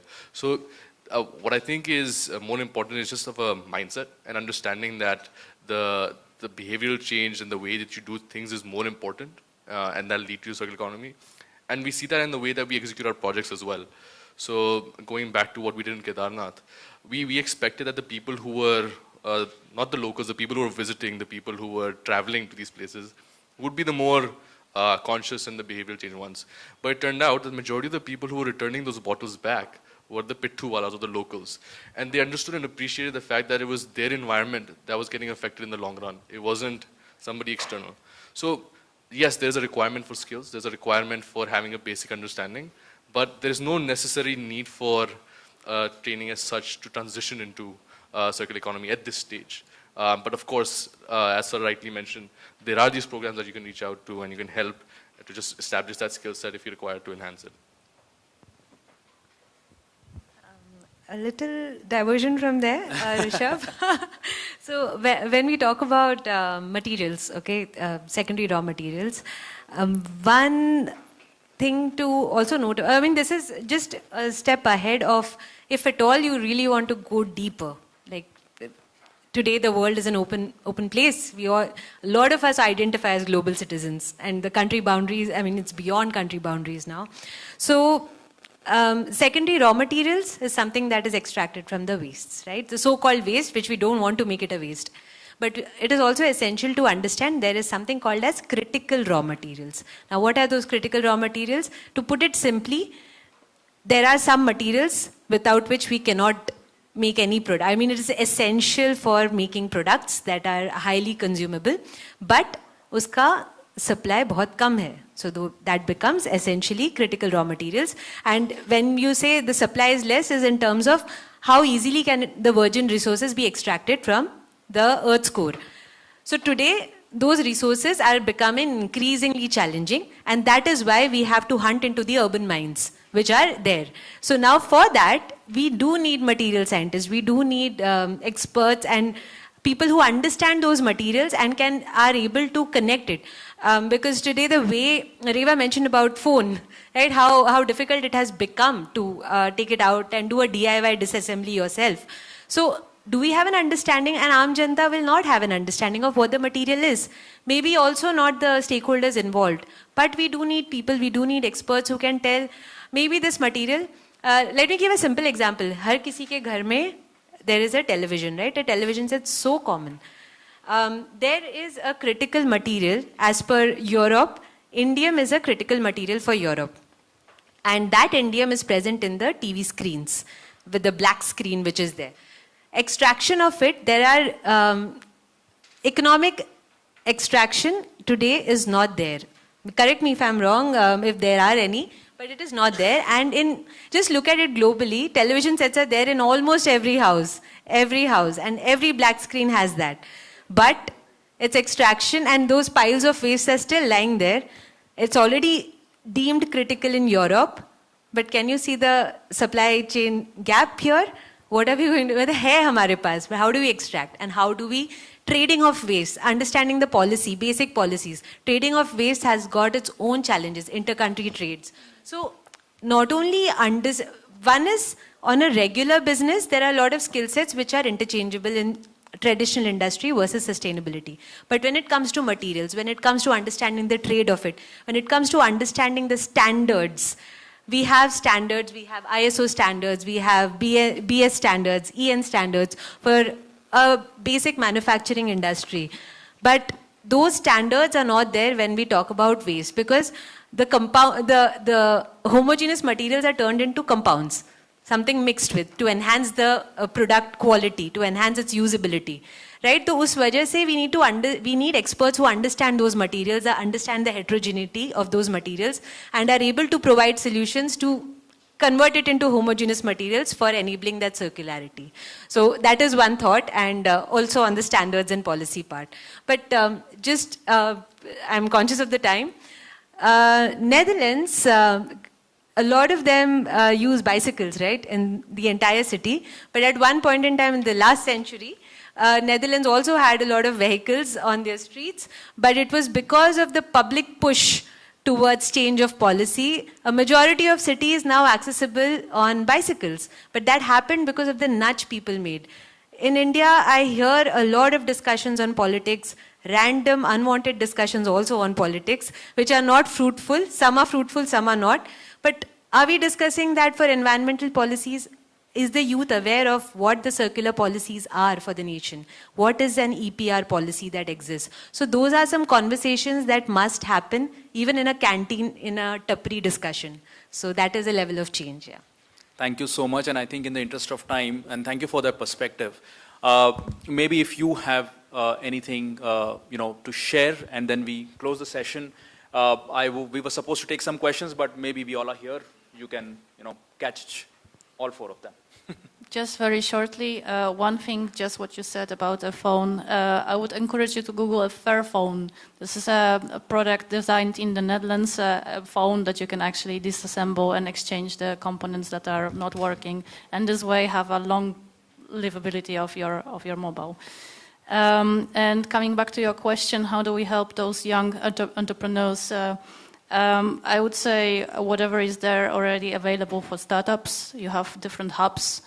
Hubs are the places where you have all the knowledge and all the expertise, where people can go and can learn from the others. How the others did it, and maybe get inspired and get an idea of how to push their own products. And other thing is different platforms. Like for example, I mentioned Holland Circular Hotspot, which is fully dedicated to a circular economy. And there you have all the different products that were designed that have to do with the circular economy. They are organizing different meetings, different exchange platforms, and so on. So this way, what is already there, we should actually use for exchanging the knowledge on the circular economy. Thank you so much for that, and thank you so much to the panelists here for sharing such different perspectives and such valuable information on what is available, what are the good new ideas that are being implemented or are thought of. I think that there is one classroom learning where you get 30% of your knowledge from, which is also very important to bring out material scientists, but then there is learning on the job as well, and where you learn the practicalities of the world, of this whole sector. And we have platforms available. We have such, I would say, inspiring policies available from different countries, which really propel us to think that, yes, all this is possible. The platforms to develop skills are available, and at least the innovations to take, kind of inspirations are also there. It's just that we have to look out, and forums like this only help bringing knowledge together and also kind of sharing of knowledge with the youth which is going to enter or want to enter into this business or in this sector. Thank you so much for your perspectives. So with that, we close the session. Thank you so much. Let's have a round of applause for our panelists.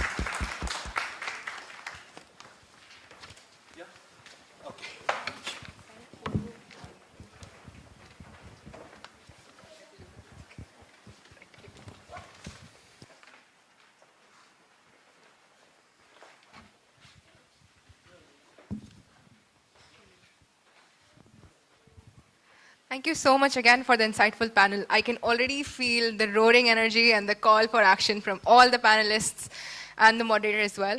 पुराने तरीके का अब branded अवतार है आया, circular economy कुछ नया पुराना है लाया. अब वापस पा रहे हो जो रहा सब खोया, तो वेस्टर्न तवे पे क्यों सेक रहे देसी रोटियां. चलो मिलकर बनाए इसको ट्रेंडी, नहीं रह जाएंगे बैठे हुए लगाकर हाथ में मेहंदी. जो अभी तक नहीं है किया, फाइनली उस पर अब हमने है सोचा, चलो लाए भारत के थॉट्स में ये केमिकल लोचा.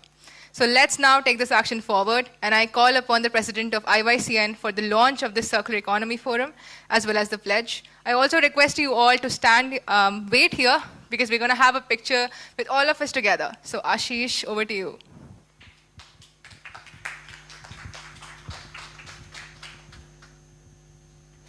Okay, so finally the moment is here. We have been preparing for it since last couple of months. The launch of Indian Youth Circular Economy Forum, a forum for the youth, by the youth, and it will be operated by the youth. So we did a bit of an introduction of what IYCN is initially, so I'll jump quickly to these slides so that we can jump to the forum.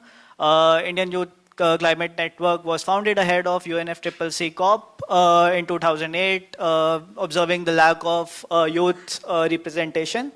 We emerged as the pioneer of the youth climate leadership in India. With 100 members, IYCN have already represented and contributed to key deliberations at COP.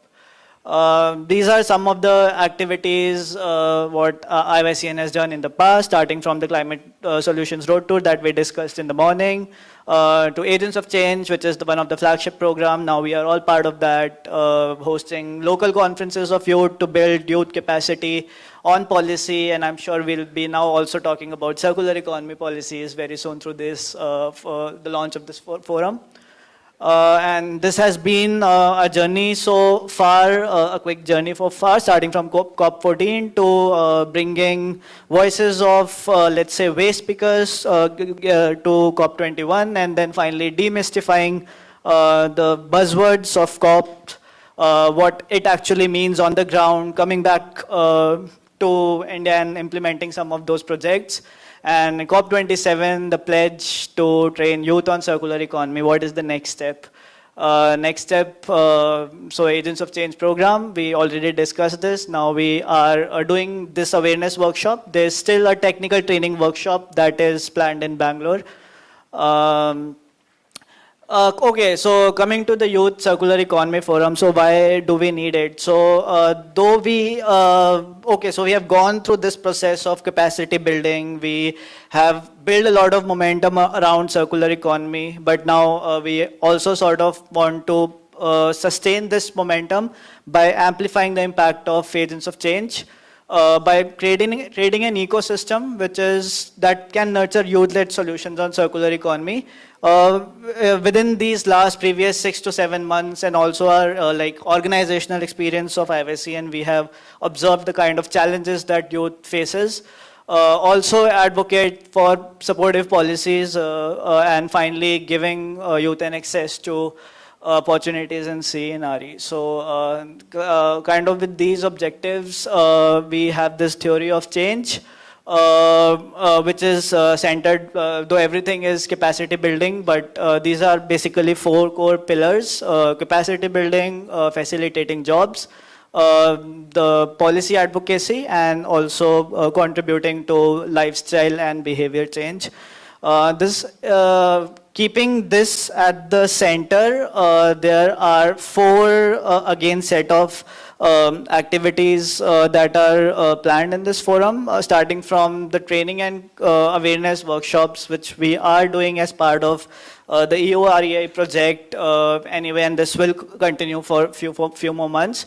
But through this forum, we want to sustain this momentum. Also, it is important to do some ground projects so that youth have some practical exposure and experience of implementing circular economy principles in their campuses, in the colleges, and be part of such initiatives at a very early stage before they enter into the industry. And that is where we propose circular campus projects. Policy advocacy is what we want to really highlight, is one of the important like key mandate of IYCN also. But we have seen lack of circular talks about or negotiations on circular economy policies at international platforms or even local and national platforms. So that is where also the capacity building is required, and we'll see how soon we can materialize canteen and enterprise models of talking about like when these discussions can happen at those levels. And yeah, through a lot of partnerships, we want to facilitate these opportunities. I've just already briefed these activities, starting from like 1 annual conferences, the circular campus projects, capacity building on specific, thematics, setting up of online platform for training content. The work is already started, so the content is available on our website, but we want to kind of also organize it in a much better fashion so that it is accessible. And finally, facilitating these job opportunities is one important part. The policy competitions is where, those are important, and setting up of repair cafes and piloting those models. So these are just like initial 2 to 3 years vision that we have thought of.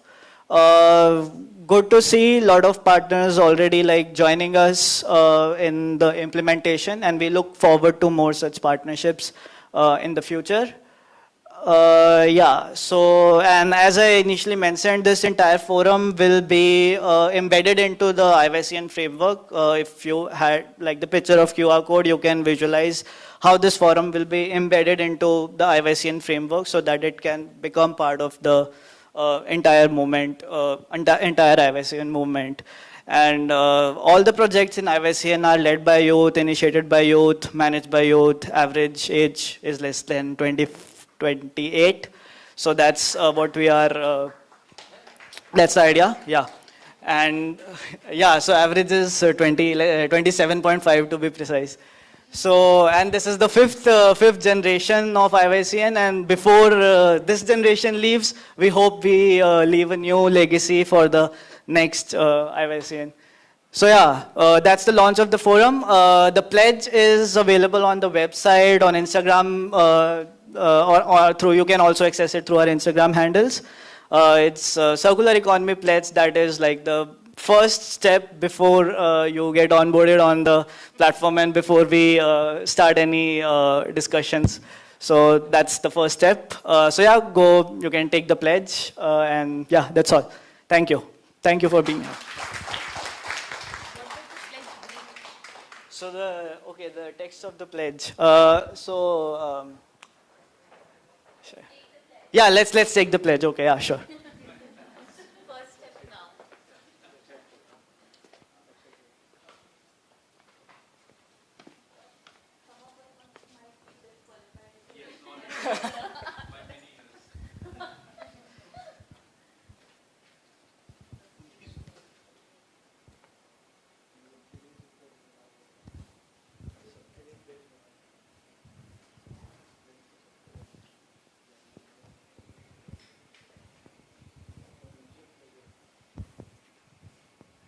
Yeah, the pledge is for you, but it's like anybody can take that pledge. So.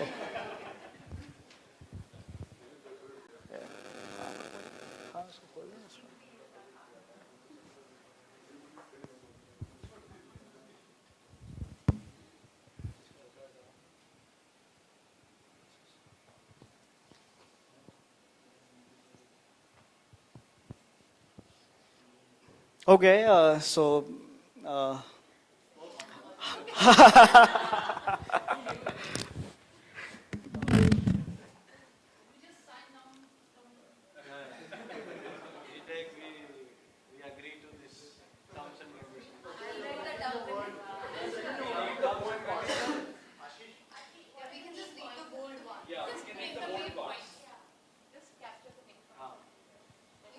So I'll read the first paragraph and the main points. Okay. Yeah. And everybody repeats. Yeah. We'll just speak with you. Yeah. Okay. Okay. Sure. Just Zoom. Citizen of India. Sorry. I, a citizen of India, recognize the urgent need to address the environmental challenges facing our nation and the world. I understand that transition to a circular economy is crucial for sustainable development and well-being of future generations. Therefore, I pledge to actively participate in creating a circular economy by adopting the following principles. Reduce, reuse, and recycle. Promote sustainable production. Embrace sharing, collaborative consumption. Support local and circular businesses. Advocate for policy change. Educate and raise awareness. Foster innovation and collaboration. Be responsible consumer and producer. Engage in circular waste management. Collaborate with communities. I affirm my commitment to sustainable practices and principles of circular economy.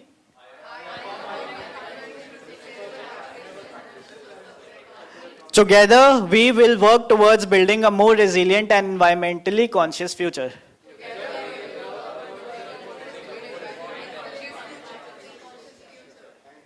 Done.